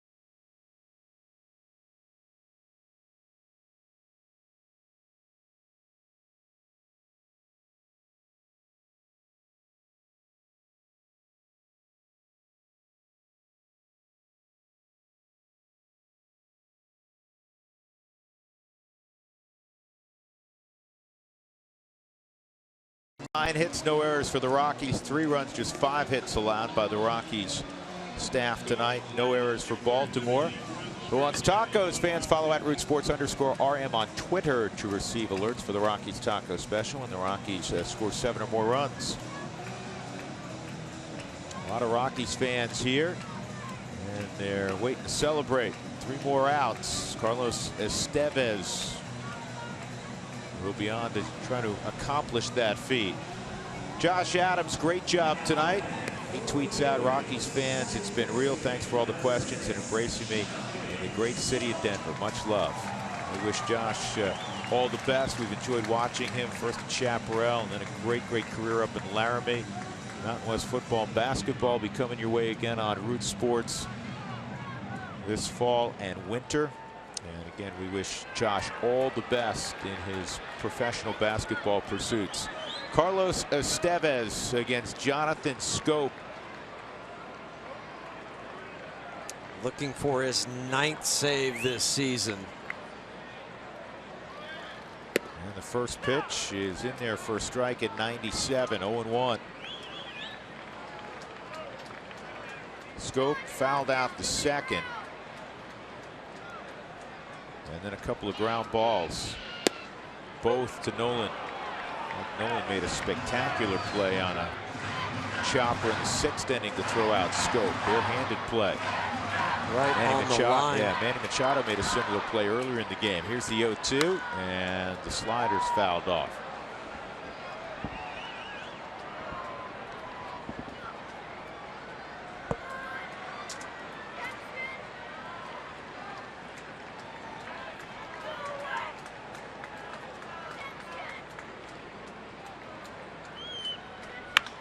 And another chance for Nolan. 1 out. Well, the Rockies are currently seeking nominations for the 14th Annual Adult Leadership Award for individuals who have demonstrated a commitment to the Hispanic community. Visit Rockies.com/leadership for more information.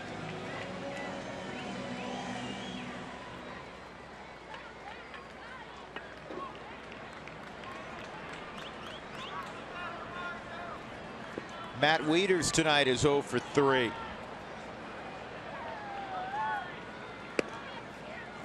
Chad Bettis threw a beautiful ball game. 6 innings, 2 runs, 4 hits, 3 walks, 3 strikeouts. And to me, this one was more impressive than his last 2. Different ball club. Completely different club, and not to disrespect the Atlanta Braves, but their lineup will never be confused with the lineup that the Baltimore Orioles roll out. 2 outs, and that'll bring up Alvarez.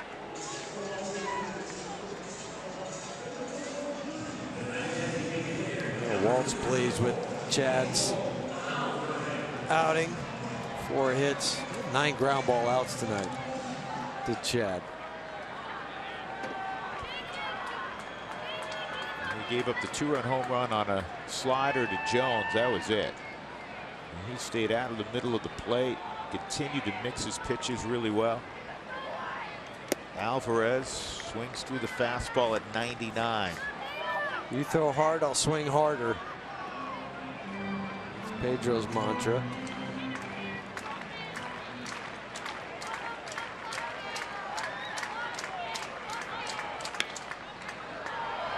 Took something off there. That was a changeup at 91.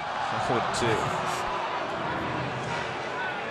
And the other thing too, real quick, for Chad's outing tonight, you're coming into a place where the Orioles have won 20 of the last 24 home games. The best record at home, and that misses. The best home record in baseball. A .725 win percentage. If you get this last out, you've gone through 2 ball games, 19 innings, because yesterday went extras, and you'll have allowed 6 runs. 1-2. Look out. You can see Nick saying, don't have to overthrow. No.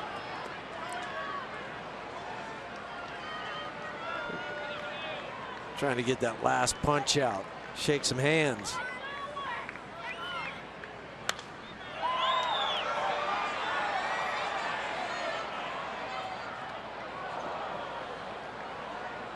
2 outs, 2-2 on Pedro Alvarez.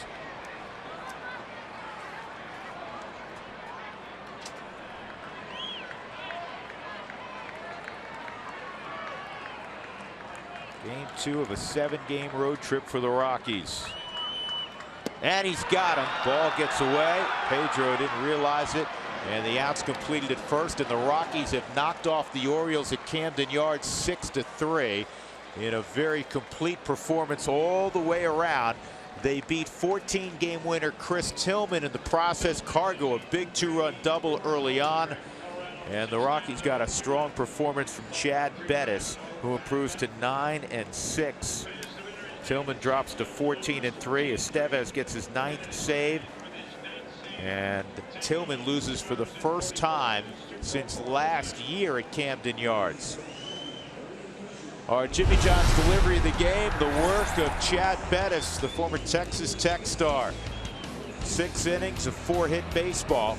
Again, the only blemish was a 2-run home run he gave up to Adam Jones. He was in complete control. He outpitched Chris Tillman. Our Jimmy John's delivery of the game, provided by Bettis, as the Rockies have won 8 of his last 9 starts. The Rockies also snapped the 5-game winning streak for Baltimore. They'll have Big John Gray on the mound tomorrow trying to capture this series.